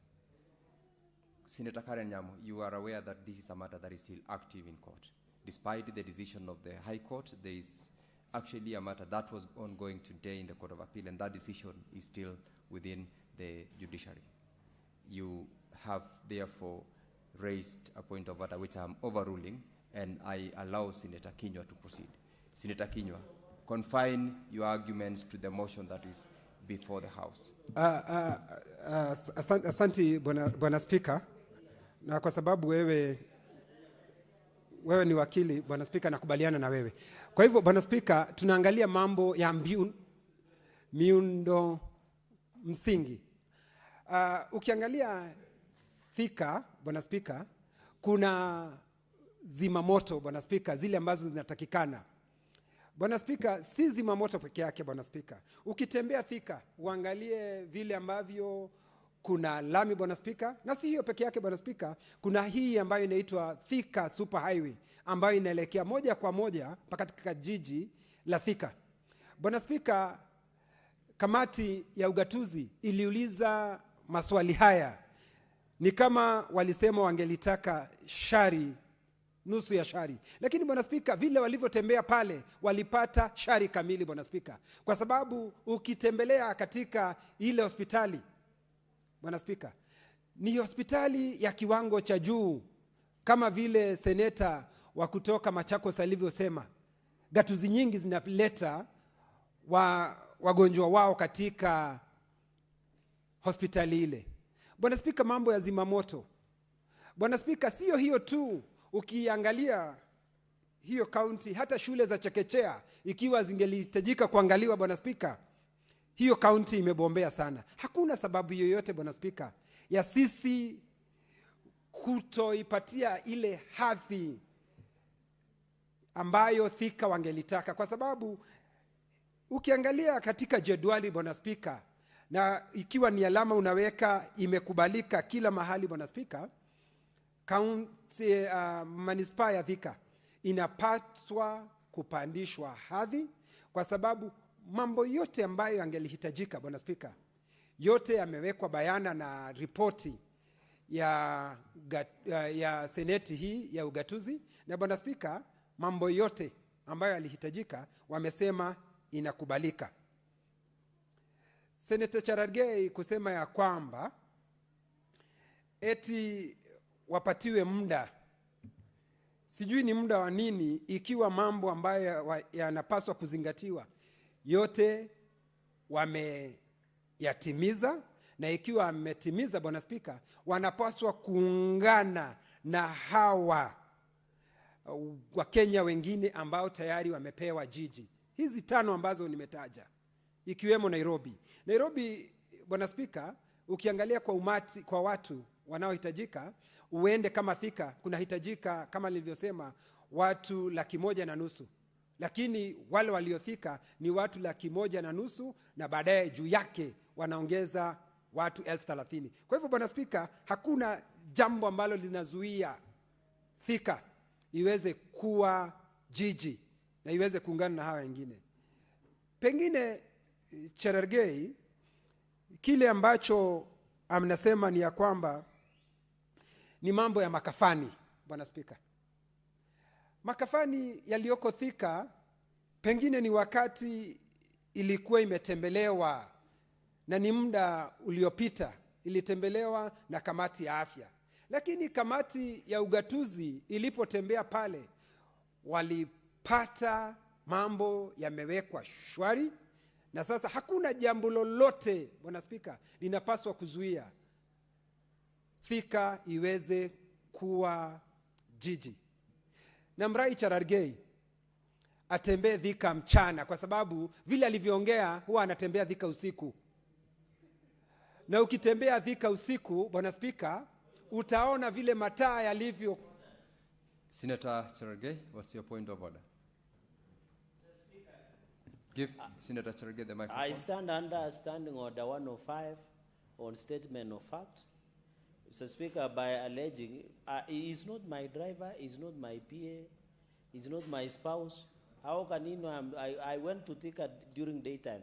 Can he, and then Standing Order 120, relevance and repetition. Mr. Speaker, can he, as Standing Order 120, can he confine himself to the relevance of the motion? So, Senator Cherargei, you have raised your point of order under Standing Order 105. Yeah, on statement of fact. And then number 2, if that you have is noticed, as regards a matter of fact on the lighting within the city of Thika. Correct. That should be sufficient enough point of order for you. Forget about the rest. Senator Kinyua, are you able to establish that fact? Ndiyo, Speaker. Alisema hakuna substantiate ndiyo the fact that Senator Cherargei has raised. Ndiyo. Bwana Speaker, alisema ya kwamba hakuna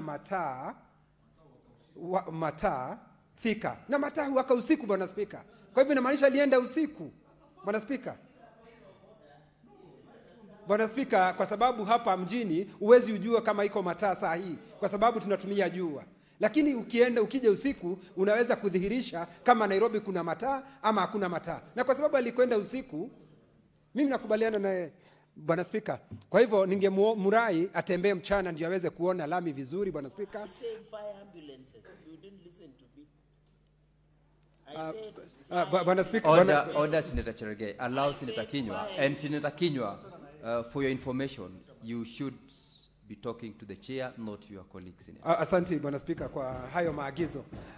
Bwana Spika, ningeomba Senate hii ikubaliane na ripoti ya kamati ya ugatuzi, tuweze kukubali ya kwamba Thika iweze kupandishwa hadhi na iwe manispaa. Naunga mkono na napongeza kamati ya ugatuzi kwa kazi nzuri walioifanya, na tunataka kuwapa heko na muendelee na kazi hiyo nzuri, na pale ambapo panaweza kuwa hawajamaliza kabisa Thika, kwa sababu aliye 100% peke yake ni Mwenyezi Mungu, tuwapatie muda baada ya sisi kukubali na ripoti hii pelekwe kwa Rais wa Jamhuri ya Kenya na aweke sahihi, Thika iweze kupata hadhi na kuwa jiji. Asante Bwana Spika.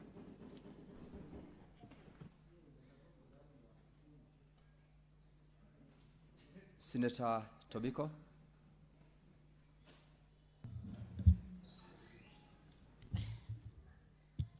Thank you, Mr. Speaker, for this opportunity to support the motion on the conferment of city status to Thika municipality, Mr. Speaker. Mr. Speaker, let me mention from the onset that I'm a member of the devolution committee. And so, Mr. Speaker, I will be in a better position, Mr. Speaker, than most members to give our observations as a committee.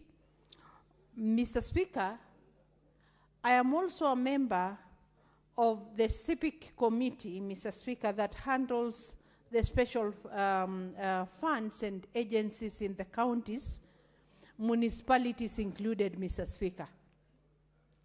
Mr. Speaker, we had a chance of inviting the Kiambu County government to appear before the committee to advance their case for the conferment of city status to Thika municipality.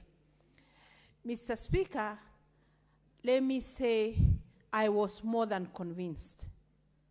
But just to get facts on the ground, Mr. Speaker, we as the Committee of Devolution visited Thika municipality. And Mr. Speaker, we had a chance to go to several facilities, several institutions of the county government, of the Thika municipality, Mr. Speaker. And Mr. Speaker, one of the many engagements we did in Thika was the most attended public participation baraza, Mr. Speaker, in a stadium, Mr. Speaker. I'm yet to get a better public participation forum than the one we had at Thika, Mr. Speaker. Mr. Speaker, we had Kenyans of all walks of life who came to present the case for establishing the smart city of the industrial city of Thika, Mr. Speaker. Mr. Speaker, the business people appeared before the committee.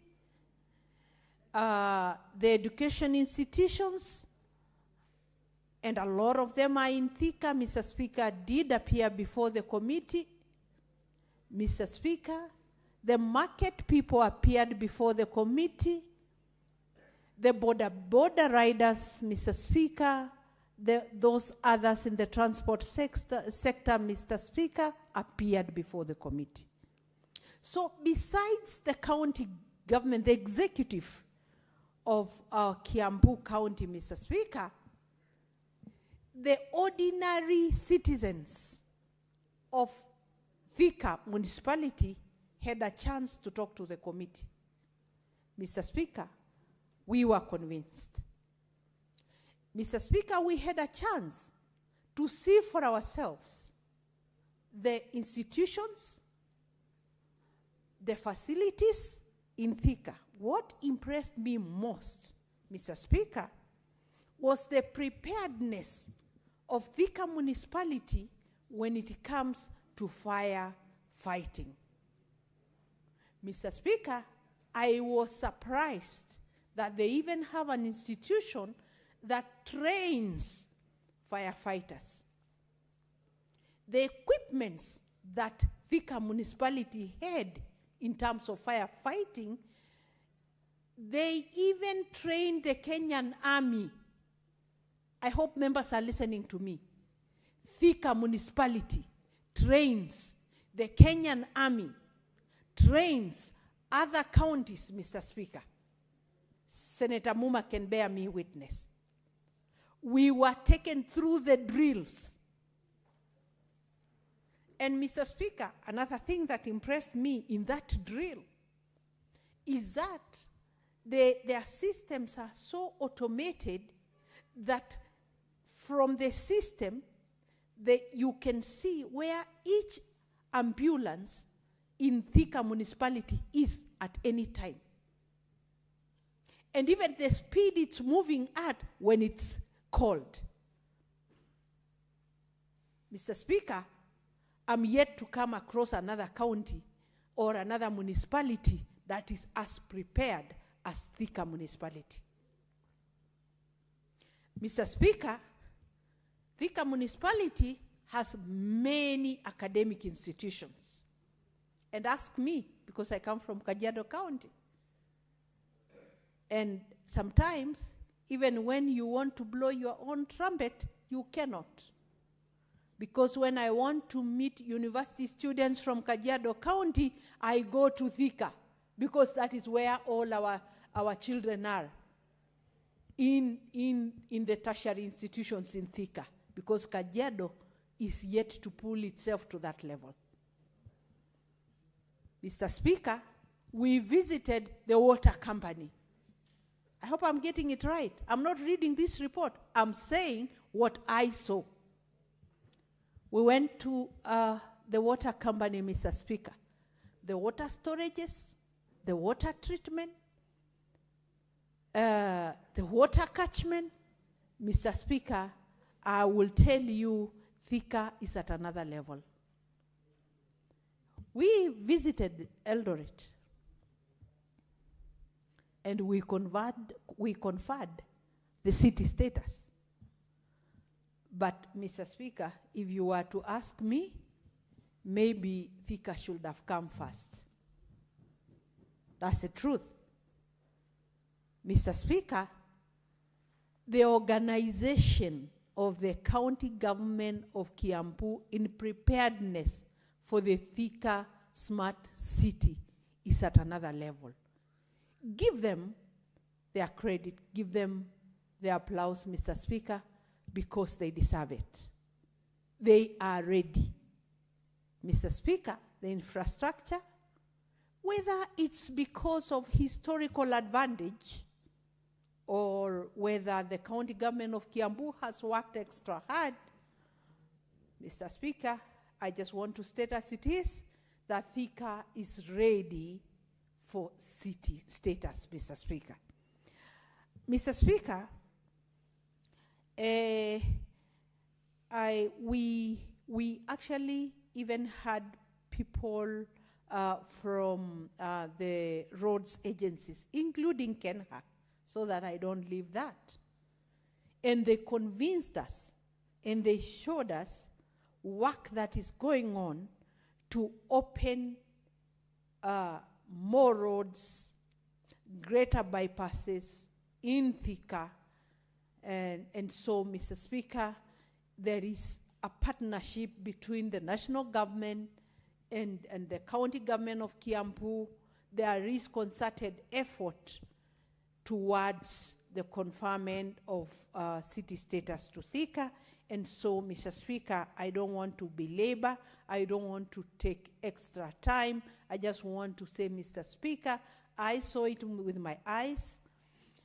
We heard from the citizens. We heard from the county government of Kiambu. We heard from national government agencies that are working there. They are ready, Mr. Speaker. Thika is ready to get the city status. Smart city. It's a smart industrial city of Thika. Thank you, Mr. Speaker. Senator Chimera.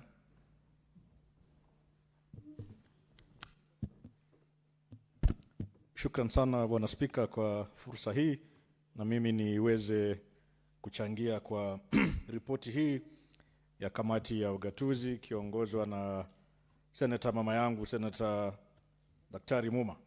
Kwanza nichukue fursa hii niwapongeze sana wanakamati wa kamati hii Bwana Spika kwa kazi nzuri ambayo waliweza kuifanya mpaka ikafikia wametuletea ripoti hii ya hususan kuhusu kutaka kuongezwa kwa hadhi kwa mji mkuu ule wa Thika ambao uko katika kaunti ya Kiambu. Spika, niseme kwanza nimpongeze pia vile vile gavana wa kaunti hii Mheshimiwa Kimani wa Matinga. Wa Matangi, kumradhi. Kwa Matangi. Wa Matinga ni ndugu yetu hapa. Bwana Spika, ifahamike kwamba gavana huyu alikuwa seneta ndani ya nyumba hii. Na hii ni ishara kwamba maseneta wakishakaa katika bunge hili wao ubobea na wakipata fursa ya kuwa magavana, Bwana Spika, kazi yao inaonekana peupe bila dosari lolote. Na ninatamani sana kwamba ndugu yangu Seneta Cherargei angekuwa hapa kusikiza sehemu zangu hizi, kwa sababu nafikiri ni seneta yeye peke yake tu ambaye anakwenda kinyume na ripoti hii. Na ripoti hii tumesikiza semi za wale wanakamati wakiongozwa na Senator Muma na Senator mama yangu Senator Peris Tobiko. Na Waswahili sisi husema kuona ndio kuamini. Na ikiwa wanakamati hawa walikwenda nyanjani kwenda kutathmini hali ya mji huu wa Thika, na wanasema leo hii kwamba mji upo safi, huduma za maji zinapatikana, hali ya miundo misingi imeboreshwa, usalama ndani ya mji. Na Bwana Spika, nikutaarifu, unajua mimi ni kijana mdogo, bado damu inakimbia mno. Mimi nitasema kinagaubaga hapa kwamba saa zingine mimi hujipata Thika masaa ya usiku, sitapinga. Mimi hujipata Thika. Na kweli kuna mahali pale Thika, nafikiri ikiwa akili zangu zipo timamu, inaitwa The Tribe. Mimi upenda kufanya vikao vyangu pale mji wa Thika, Bwana Spika. Na nimejionea mimi mwenyewe kwamba mji ule umeimarishwa, taa zinafanya, usalama upo na huduma zinapatikana. Na mimi pia ni mwanakamati wa ile kamati ya kutathmini masuala ya fedha za county, ikiwemo fedha za mahospitali, fedha za makampuni ya maji na fedha zile ambazo wazungu wanaziita special funds. Na mara mingi tumemwona gavana wa Kiambu akileta makadirio yake na hesabu zake za mji huu wa Thika. Na kiukweli, na sio kuweka fitina ama kuongeza chumvi, hesabu zake zimekuwa safi. Tumeona kweli wameongeza mapato yao. Nafikiri ukiangalia ripoti hii Bwana Spika, wameonyesha pale takwimu kuanzia mwaka wa 2019 mpaka sasa, ambapo mji ule wa Thika uliweza kukusanya nafikiri takriban milioni 800 kuanzia mwaka wa 2019, wakaja paka mwaka 2024 wakawa wanakusanya mapato yale kwa lugha ya kimombo yanaitwa owned source revenue. Bwana Spika, najua pengine Kiswahili kinakukanganya kwa sababu wewe ni mtu wa bonde la ufa. Ilikuwa bilioni 1.1. Lakini nikutaarifu tu kwamba hivi majuzi waliweza kurokota mapato ya shilingi bilioni 6.5 kama mji wa Thika. Kiukweli, kama kuna sababu yoyote ambayo tunafaa kuitilia pondo zaidi ya kwamba ni kwa nini mji huu unafaa kuongezwa hadhi yake, basi ni swala hili la kukusanya mapato yale ya wenyewe kwa wenyewe. Kwa sababu shilingi bilioni 6.5 kwa mji mmoja ni fedha ambayo inatosheleza huduma zote katika mji ule. Na vile vile pia Niwapongeze sana wananchi wa mji huu wa Thika kwa kujitokeza kuja kutoa maoni yao kama ilivyo mustakabala wa sheria na utaratibu wa sheria, na nimeona kwamba wakazi wa Thika walikuja wakatoa maoni yao wakiunga mkono swala hili. Vile vile pia wafanyabiashara wadogo pia walikuja kutoa changizo zao za kwamba ni kwa nini mji huu uweze kuongezwa hadhi. Mimi tu kwangu ni kuona wivu ya kwamba natokea mji wa Diani pale kaunti yangu ya Kwale. Na Bwana Spika, mimi na wewe wiki ijayo nina imani tutakuwa Diani kwa ile safari ya mawakili Kenya mzima.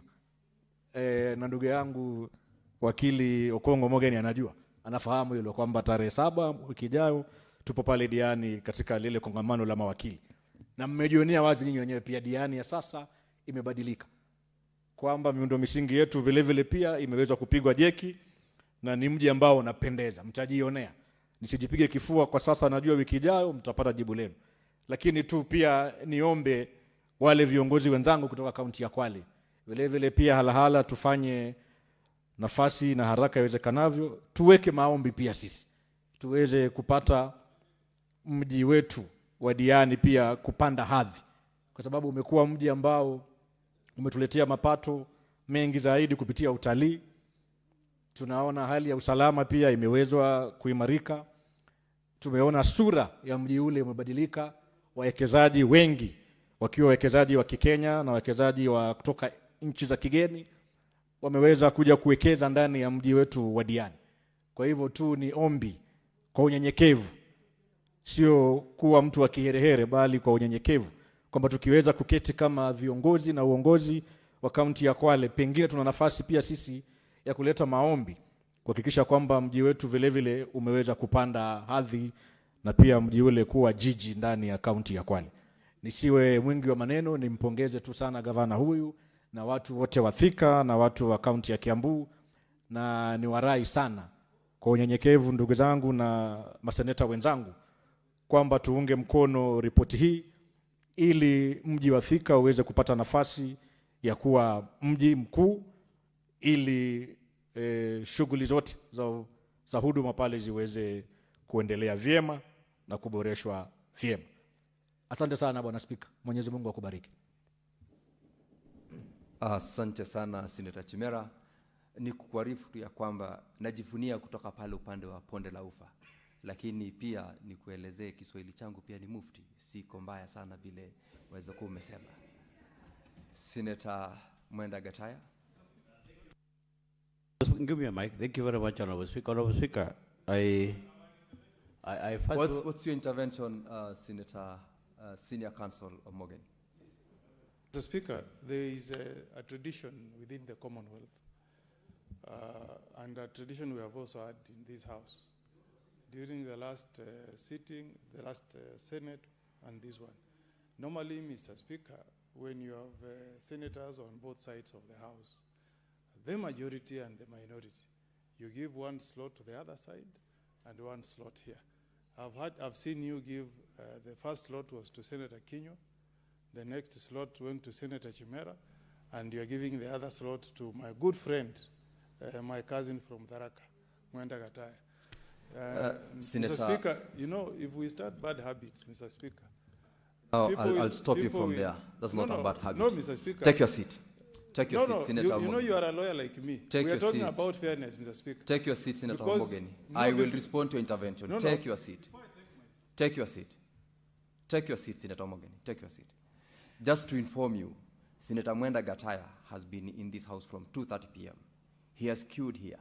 You just came in. The list of the request for those who want to contribute gives the Speaker the discretion, not necessarily to follow that queue. And I remember you were briefed when this system was being launched, that the fact that you are able to see your queuing does not mean that you have to allow members in that particular order. It is the discretion of the chair to do that. And I have explained this to you because I am aware Senator Mwenda Gataya has been here, and I should allow him to contribute, notwithstanding the fact that the person who contributed before him is also on this side of the aisle. So allow Senator Mwenda Gataya to make his contribution, then I will allow you, Mr. Speaker. I have not given you the microphone. I have not given you. I have not allowed you to speak, Senator Omogeni. I will respond to that. I will respond to that. Take your seat. Take your seat, Senator Omogeni. Do you want me to rule you out of order?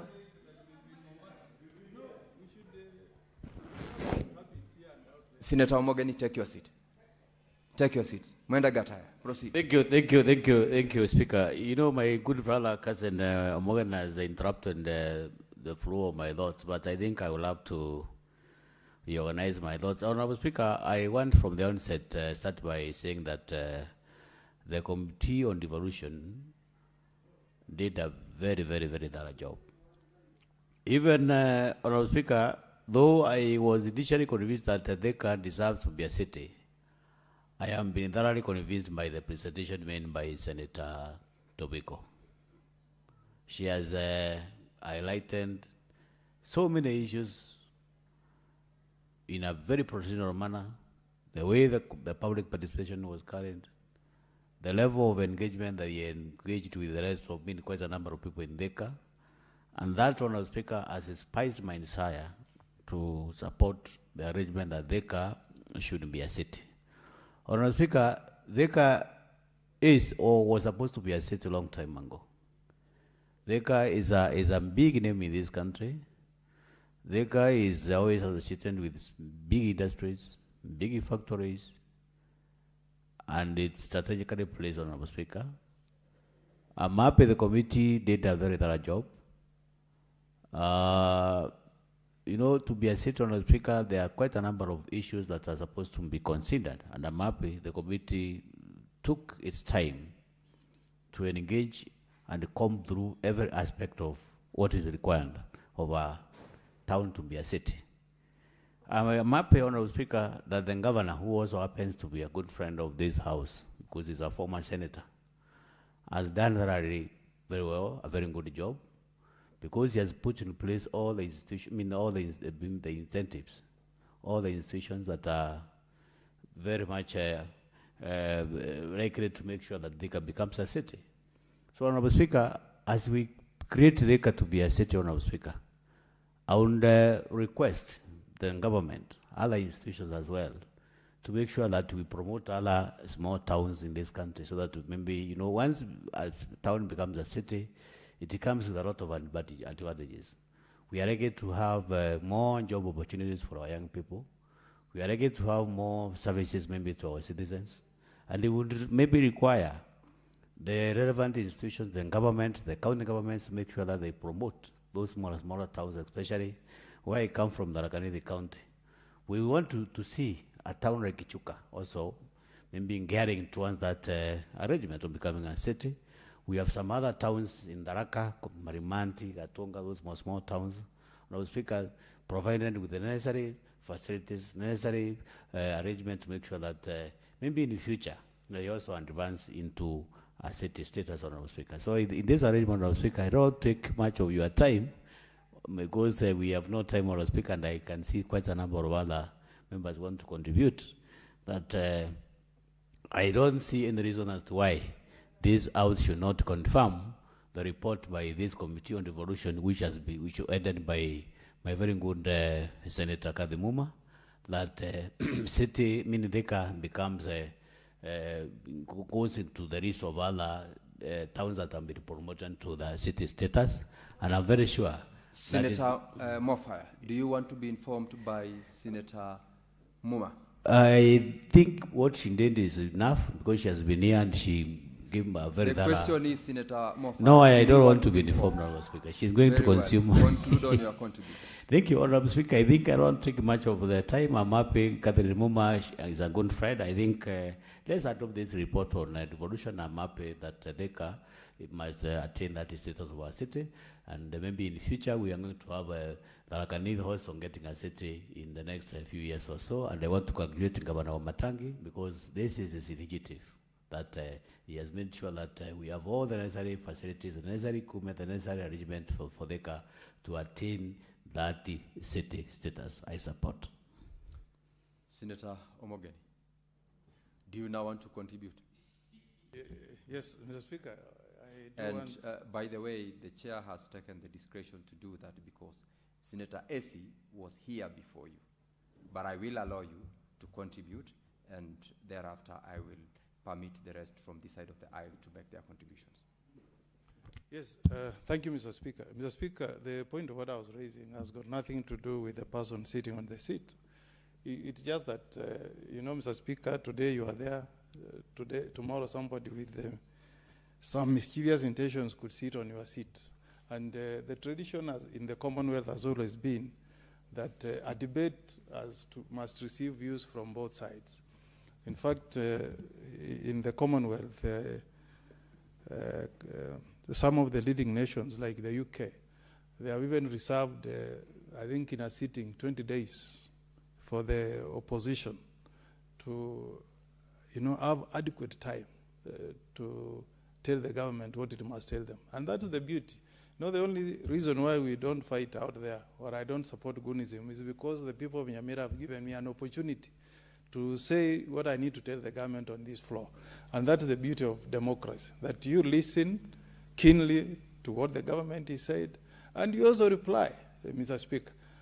When we did debate when we were in junior secondary school, we used to be told, debate about this statement, a police officer is better than a nurse. The other side will give their side of the story supporting their side of the debate, and the other side would give it. So that's why, Mr. Speaker, I always say, because we want to leave traditions here that will protect, even if you have an opposition of 6 members, it's always good to have that tradition. Let the majority have their way, but the minority should also have their say. So I have no disrespect for the chair. I have a very deep respect for members of the legal profession, lawyers. They once gave me an honor to be their president, and I always really defer to them. So I can never, Mr. Speaker, show disrespect to the chair, more so to a lawyer. And I'm saying this from the bottom of my heart, that I raised that point just because we don't want that tradition to die. That said, Mr. Speaker, I want to be on record that I support fully the report that is before the floor that wants to confer city status to the, let me call it the town of Thika, because it's not yet a city.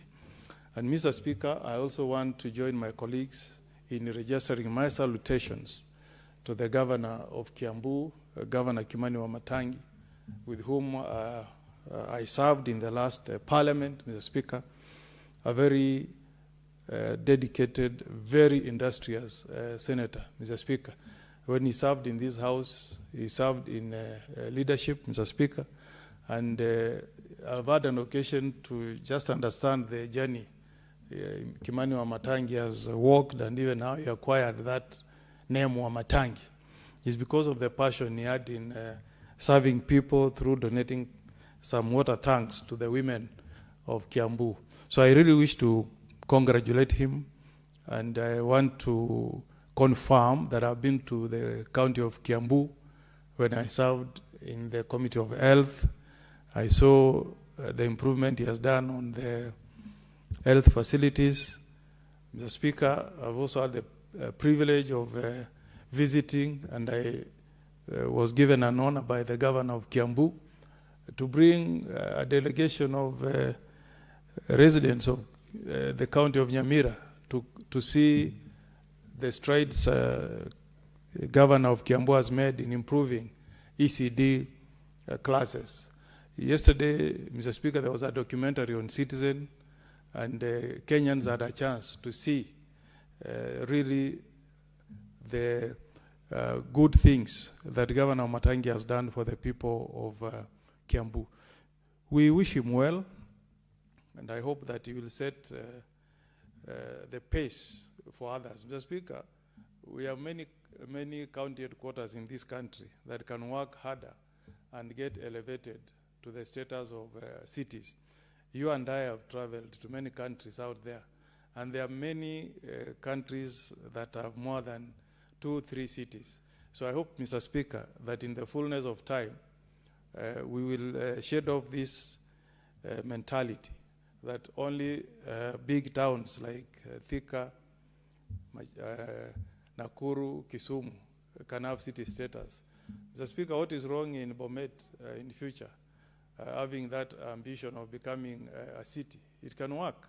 All that we need is to borrow from the recommendations of this committee, that there are some infrastructures that need to be put in place before you attain those status of a city. And Mr. Speaker, I hope this recommendation we have here is not conclusive. Mr. Speaker, I am looking forward to the great city of Thika, Mr. Speaker, having an airport.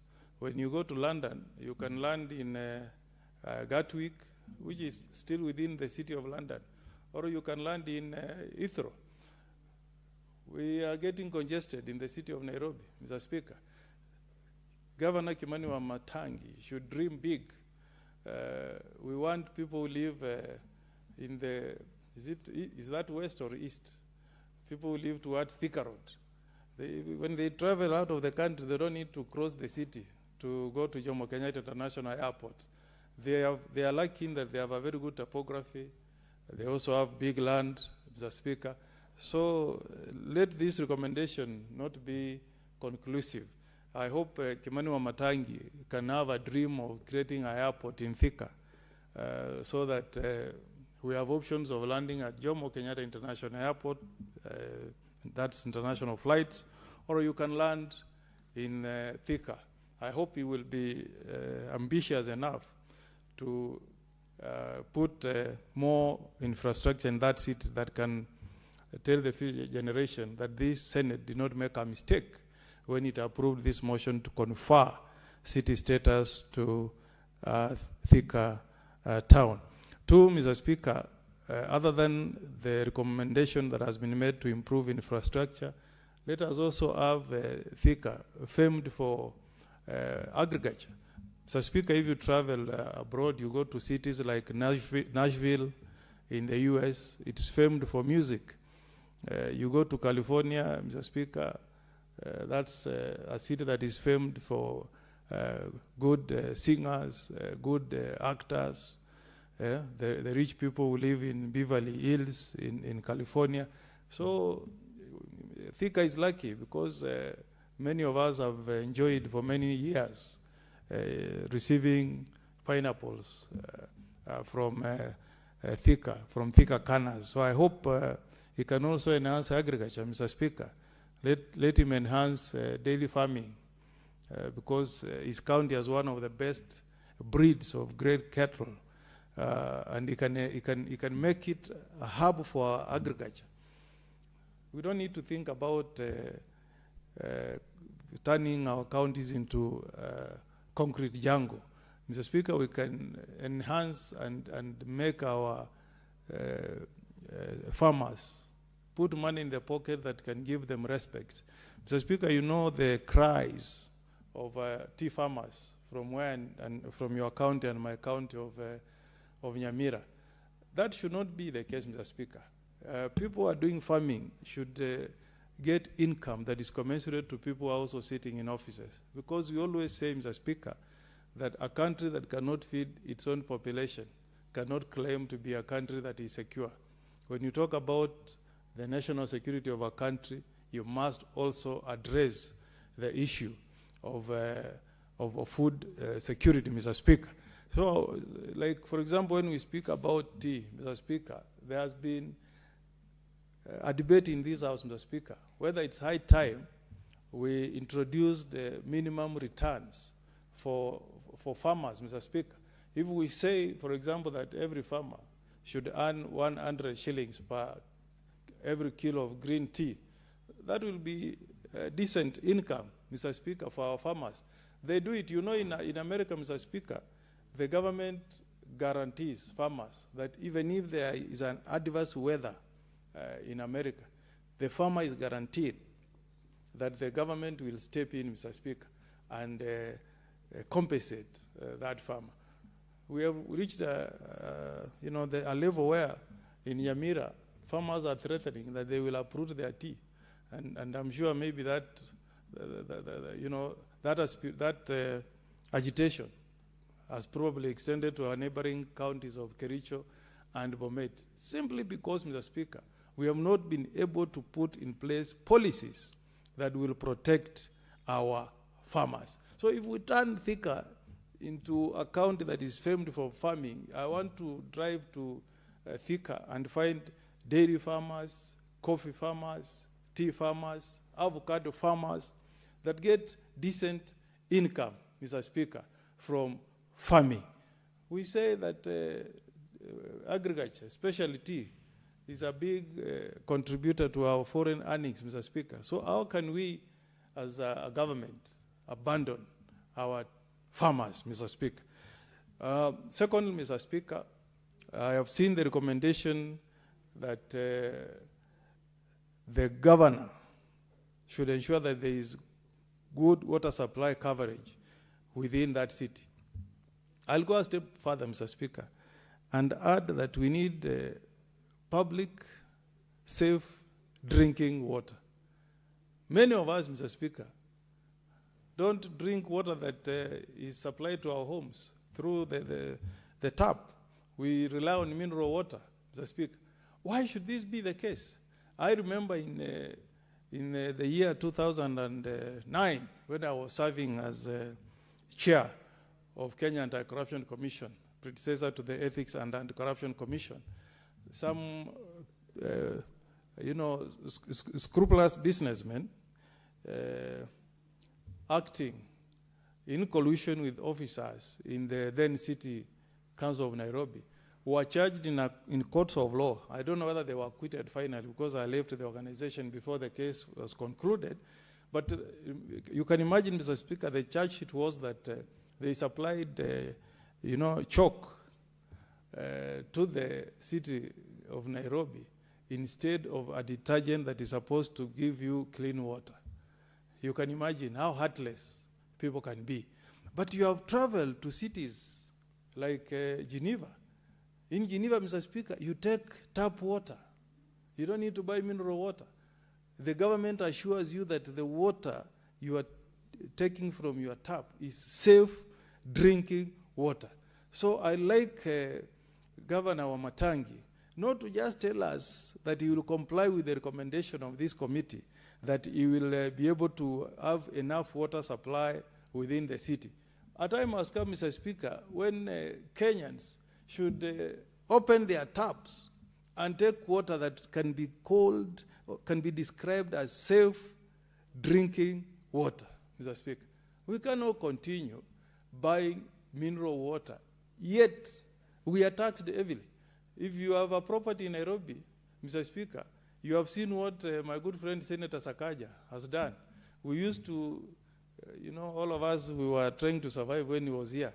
But now he has increased rates in Nairobi. We are paying, we are being squeezed actually by the governor of Nairobi.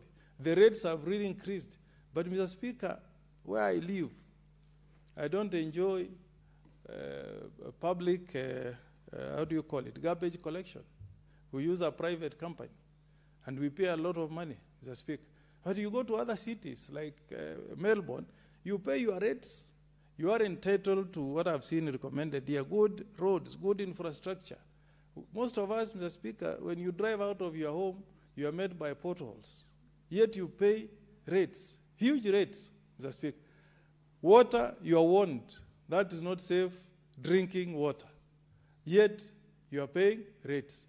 Mr. Speaker, we have even been being forced now to look for security also, because you are told your safety and security is not guaranteed unless you make private arrangements. It should not be the case. I remember when I was a law student, Mr. Speaker, we were taught at law school that Karen Langata Association had filed a case in court and obtained an injunction against the then City Council of Nairobi not to collect rates from Langata because they were not providing garbage collection, they were not maintaining public roads within Langata, Mr. Speaker, and they were not providing the people of Langata with water. They were drilling boreholes. And they got an injunction stopping the City Council of Nairobi from collecting rates till those services were extended to the residents of Karen Langata. So I'm challenging my good friend Senator Sakaja that it's good to increase the rates, but also let us get services in return, Mr. Speaker. That's why we want, if our government is taxing us, let our people get good health care, Mr. Speaker. Not like the cases we have where cancer patients, like our pastor, Mr. Speaker, from Nyamira, who traveled all the way to India to receive some treatment on a disease that we didn't have the expertise and facilities within the country. But we are being told that Apollo Hospital in India has declined to accept SHA insurance because there is no commensurate agreement signed, contract signed between SHA and Apollo Hospital. I really hope, Mr. Speaker, the announcement that was made, I think, from this floor by the CS Duale, that cancer patients will now be able to get this benefit when they travel to India. I'm appealing to the CS to make a follow-up, Mr. Speaker, so that Kenyans who are traveling to India, Mr. Speaker, should not again turn back to raise funds back home. Yet an announcement has been made, a pronouncement has been made by the CS Health that once they go to India, SHA will be able to cover. As I conclude finally, Mr. Speaker, I want the people of Thika to welcome this elevation of Thika into city status with open hands. I have no doubt, Mr. Speaker, that once Thika gets the status of a city, we'll be able to attract international investments, Mr. Speaker. We'll be able to improve infrastructure, Mr. Speaker. This idea I saw being rolled by the governor of Nairobi, a very good railway network to transport people from their estate to the city. If that dream sees the lights of the day, and I wish my colleagues, Senator Sakaja, Senator Wamatangi, who are our colleagues here, all the best and the best of success in their work as governors. I hope, Mr. Speaker, that they can link the railway network to the city of Thika, because that is the only way, Mr. Speaker, we can say that the people will come after us, will find a better country, a better infrastructure than what we had. If I'm in the city of Nairobi, I should take a train in the morning, in 30 minutes I'm in Thika. If I have business there, I transact. In the next 1 hour or so, I take another train back to the city. That's what we want, Mr. Speaker. We improve infrastructure. It doesn't mean that if Mzee Kibaki, the late, may Almighty God bless his soul, wherever he is, if he did Thika Road, that should not be the end, Mr. Speaker. Many countries have made movement very easy by using the railway network. And then you take people underground. Because, Mr. Speaker, you go to some countries, you will not see people. But people are down here. People are doing business down here, under, because the railway network is down there. So I support this report done by the committee, but I hope and trust also that Governor Kimani Wamatangi will walk the walk. I'm waiting, Mr. Speaker, to see the reality of attaining a smart waste management framework. Because if he manages to do it, we can say other counties can come and benchmark, Mr. Speaker. I'm really looking forward to see how this smart waste management will be attained. I will also want to see how the drainage system will be extended to cover all the tea estates, all the residential estates. Some of us are a bit unlucky. Mr. Speaker, in my county of Nyamira, we don't have a sewage drainage system. In fact, we don't even have a piped water connection within in the entire county, not even within the town itself, but in the entire county of Nyamira. So this is a very progressive report, Mr. Speaker. Let us join hands and support Governor Kimani Wamatangi. And once, Mr. Speaker, he gets the approval of the Senate, he should not disappoint. Let him do the best he can. Let us be a shining example of what devolution can do, Mr. Speaker. and we'll all be happy to say that we have created our Zurich in the city, in the great country called Kenya. With those remarks, Mr. Speaker, I fully support. And Senator Mungeni, your time is up as at the time of you saying, I support, unless you want that 30 seconds concluding comment. Give him 30 seconds. Yes, in conclusion, Mr. Speaker, Governor Wamatangi will not be able to attain his dreams unless he also leverages on on-source collection. Mr. Speaker, there is a lot of leakages in almost all our 47 counties on on-source collection, Mr. Speaker. There is a huge potential for Thika. They can collect more than what they are collecting. I hope Governor Wamatangi can also, bring in technology that can enhance his own source collection so that he has enough money and resources to make this city a reality. So I support and wish Kimani Wamatangi, Governor, and the people of Thika all the best as they migrate to the city status. Thank you, Mr. Speaker. Thank you. Senator Esi.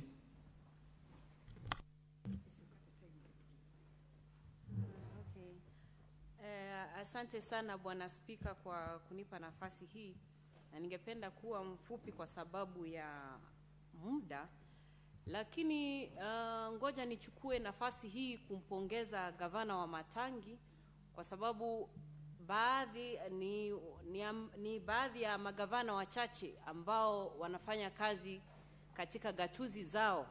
Bwana Spika, kama jana tulikuwa na upungufu wa nguvu za umeme nadhani Nairobi na miji mingine mingi hapa Kenya, lakini nilipoangalia katika pale Thika ilikuwa inawaka inametameta Bwana Spika.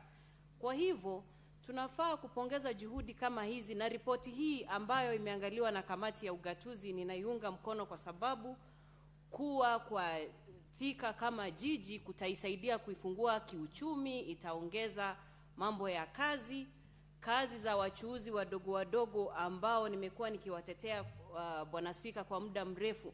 Kwa hivyo hatua hii ya kuifanya Thika jiji ni hatua ambayo ninaipokea, na ningependa kupongeza kamati ambayo iliangalia mambo haya, na kumpongeza wakazi wa Kiambu kwa kukumbatia kwa moyo mkunjufu hatua hii ya mji wa Thika kuwa jiji.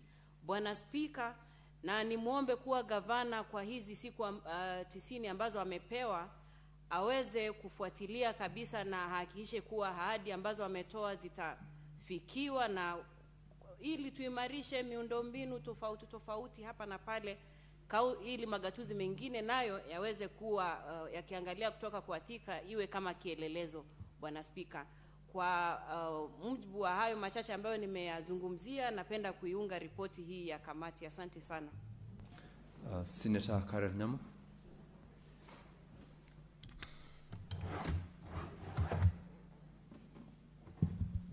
Thank you, Mr. Speaker. I want to support this motion by the Committee of Devolution and Intergovernmental Relations on the application of the conferment of city status to Thika municipality, Mr. Speaker. And I want to begin by congratulating the committee. From the report, they did a thorough job. I can see that due process was followed, public participation was followed. They visited, they made site visits to Thika. The necessary consultations with institutions were done.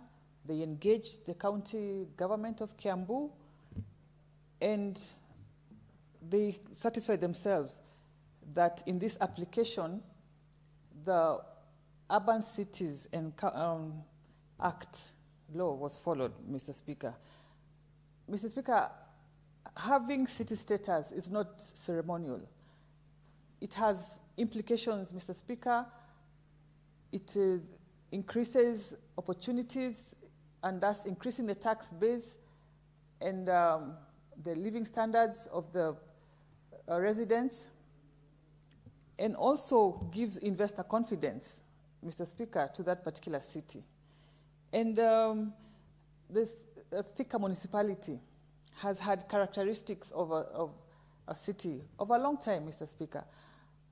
Thika hosts many industrial companies, Deski Steel mining, milling, Devki Steel milling is housed there. Del Monte, for the longest time, is housed in Thika. Bidco and others, Mr. Speaker.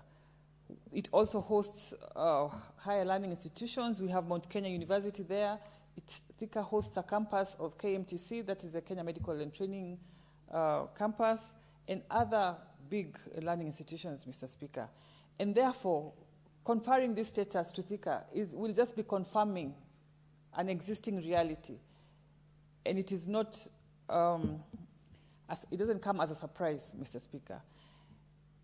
With this report, I have seen that the committee has given the county government of Kiambu 90 days to come to speed on the pending undertakings that I had my colleague, Senator Cherargei, complaining about.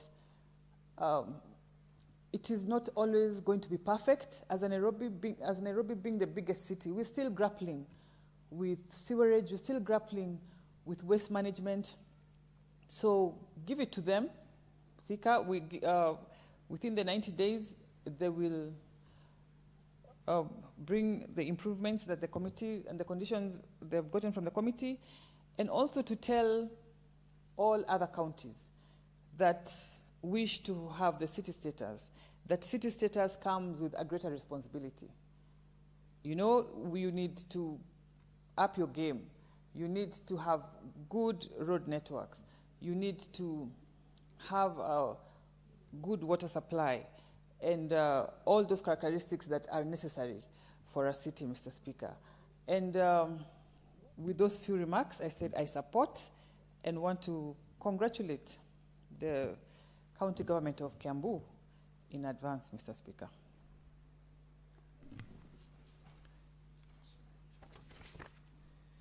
Now, honorable senators, there being no other senator seeking to contribute, I will ask Senator Montet, just made your request.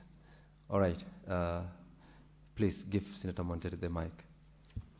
Thank you, Mr. Speaker. Mr. Speaker, I was trying to buy time, but since I've seen we have a few minutes, I think I can also join my colleagues in first congratulating this committee of devolution. Mr. Speaker, the Committee of Devolution has really worked hard. Looking at the volume of the reports that they have come up with, the work they have put in, the time they have put in since this request was brought forward to the Senate, I think they have done a recommendable job. And I wish to congratulate them and even thank them. I want to thank the chair, Mr. Abbas, and the vice chair who has worked very, very hard on this particular matter, Senator Kathy Moma. Mr. Speaker, maybe if I can just put my thoughts in a concluding manner. We can look at the checklist of what is required for Thika to be given the status of a city. And I think Thika has actually passed in every point. Come to population. Thika has over 270 residents during the day and another close to 50,000 who go to Thika in the evening, or the residents of Thika who live in Thika. Mr. Speaker, you know, Thika is almost part of Nairobi. Actually, so many Nairobians live in Thika or sleep in Thika. So this is actually one issue that no one can dispute about the population of Thika.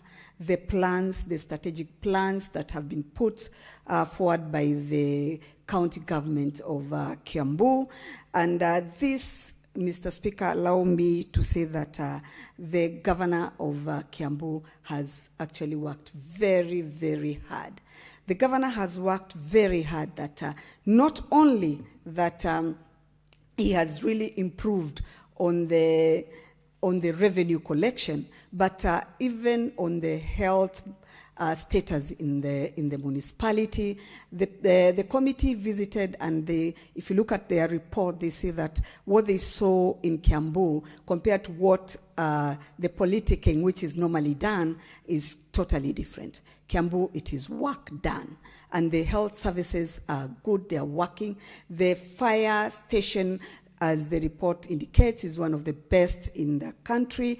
In fact, I was impressed when Senator Tobiko said that they are actually training for even the National Army, which is actually a recommendable point.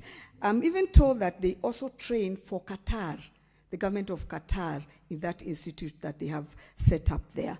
So, Mr. Speaker, looking at that report, and I would urge the honorable senators to actually look at the report, have time and read it before we come to the passing of the report. They will see that work has been put in Thika, work has been done, and they are ready. Thika is actually ready, and it has been ready to be a city, not now, a few years ago. So this is the time that it has come. So let us give the people of Kiambu that wish that they can have a city, and let it be Thika, because that is where it is prepared and it is well arranged and well coordinated. And I think by doing so, we as a Senate would have done the people of Kiambu very, very, very reputable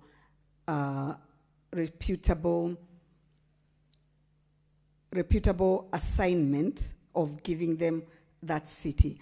Or what I would urge is that the governor of Kiambu County should look at that document, what they've been told to do in 90 days, and we are looking at him, and we are looking at him to achieve all that they've been requested to do, or they are required to do. And when this city is passed, I think it is going to be not only the pride of the governor of Kiambu, but also the pride of the people of Kiambu. So I urge honorable senators, let us look at this report, let us read this report in details, and we will see that where we are now, Thika is ready to be a city. And we wish the people of Kiambu well, and we wish that they're going to enjoy the status which will come with confining Thika to be a city. Thank you, Mr. Speaker. Thank you, Senator Mondet. Now, Senator Catherine Muma, you may proceed to reply, noting that there are no more senators wishing to contribute to the motion. Thank you, Mr. Speaker, for the opportunity to reply. And Mr. Speaker, I have deliberately carried the report. When I moved the motion, I came with some notes, brief, because I wanted to give an opportunity to my colleagues to contribute to it, and I wanted them to have more time to speak, and you noticed I did not utilize my entire time. I want to thank the different senators, Senator Eddy, who seconded, Senator Cherargei, Senator Kabindu, Senator Tobiko Kenyua, Senator Chimera, Senator Mofaya, Senator Mogeni, Senator Okenyuri, Senator Nyamu, and Senator Montet. Honorable Speaker, all of them supported, except for Senator Cherargei. And allow me to say one thing to my colleague, Senator Cherargei, not because he opposed. I want to say that, to ask that it is absolutely important that when we speak to a report provided by a committee of the House, it is important to read the content. The members of the public listening to Senator Cherargei would come to the conclusion about certain things, that he came to a conclusion that would not be true. Honorable Speaker, Senator Cherargei said that this city, Kiambu City, only met one criteria of the number of the people and failed on the other criteria. I'd like to ask Senator Cherargei and all members of the Senate, members of the public, because you can access this report, to read chapter 3. Our committee was extremely thorough. We went back and asked for documents, and that's why where we felt they can do better, we have given that recommendation that Kiambu must go back and do what it can. Honorable Speaker, I was one of the first people to doubt the necessity of giving Thika the city status, because I felt Thika is right next to Nairobi, and Nairobi is a city. In my mind, I felt you can't have cities next to each other. But once we went to the field and we listened to the team, beginning with a team led by former Senator Sylvie Kasanga, who led the ad hoc committee that did an extremely professional job in evaluating and setting Kiambu City to look at this document, to evaluate itself and to prepare documentation for seeking for city status in the proper manner. And they did this in a proper manner. One of the most impressive aspects of this visit is that we visited those places, Honorable Speaker. We visited the various places, the water resource provision, the stadium, which has been designed to take into account having both a stadium and the market right on the same building. Found it extremely innovative.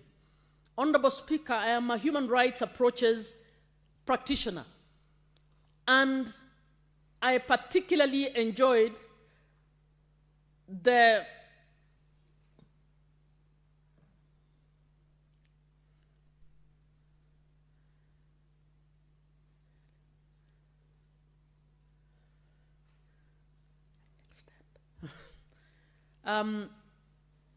Honorable Speaker, I'm hoping you can extend.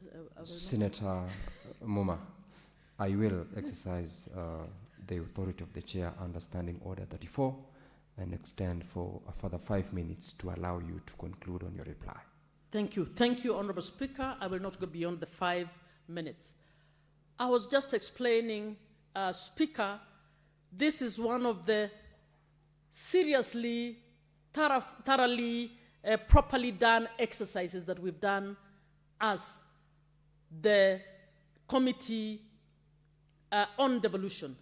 And even as people are talking about my leadership, when I wanted to stand for on a point of information, I wanted to inform the House that the chair of our committee is Senator Abbas. The only reason I moved this motion is because I led the team that went to the field because our chair was out of jurisdiction during that time. And as I led the team, I would want to assure you, I was saying as a human rights approaches practitioner, I'm one of the people who is always keen on the type of public participation that is carried out. And Honorable Speaker, the public participation exercise that was carried out in Thika over this issue is one of the best that I've had and witnessed. We had in excess of 3,000 people attending, and different sectors represented. And Honorable Speaker, you can tell when speakers have been coached to say something. These speakers were actually speaking about their own issues. They were talking, the border people wanted to know how their operation within the city will be secured, whether they will be pushed out of the city. They were supporting the city, the formation, the granting of the city status, but they wanted to know how are they going to be included in that. The Mamambogas wanted to know how their markets will be situated strategically. The industry people were there, and we were discussing the issues. We discussed even issues about industrial pollution and what they're going to do. So, Honorable Speaker, I feel, having participated in this issue at the center of it, this is an exercise that was done with utmost professionalism, and I would urge my colleague, Gerard Gay in particular, not because I don't want him to oppose, it is his right to oppose if he doesn't, to actually oppose from an informed point of view, and he can do so by first reading the report before actually engaging in disinformation about what this report was all about. Honorable Speaker, as we move on, it is my hope that we will, as we move forward next week,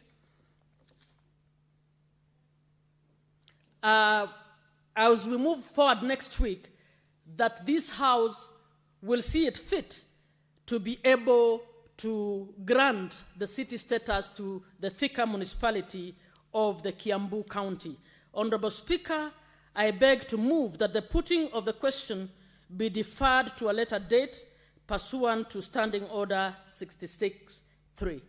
I therefore reply. Thank you.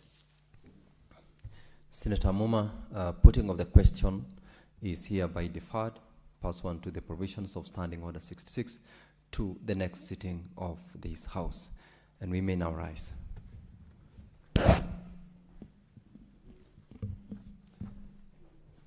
Honorable Senators, it is now 6:33 p.m. and having concluded the business for which I had extended the hours of sitting pursuant to Standing Order 34-2A, the Senate stands adjourned until Tuesday, 4th of August, 2026 at 2:30 p.m.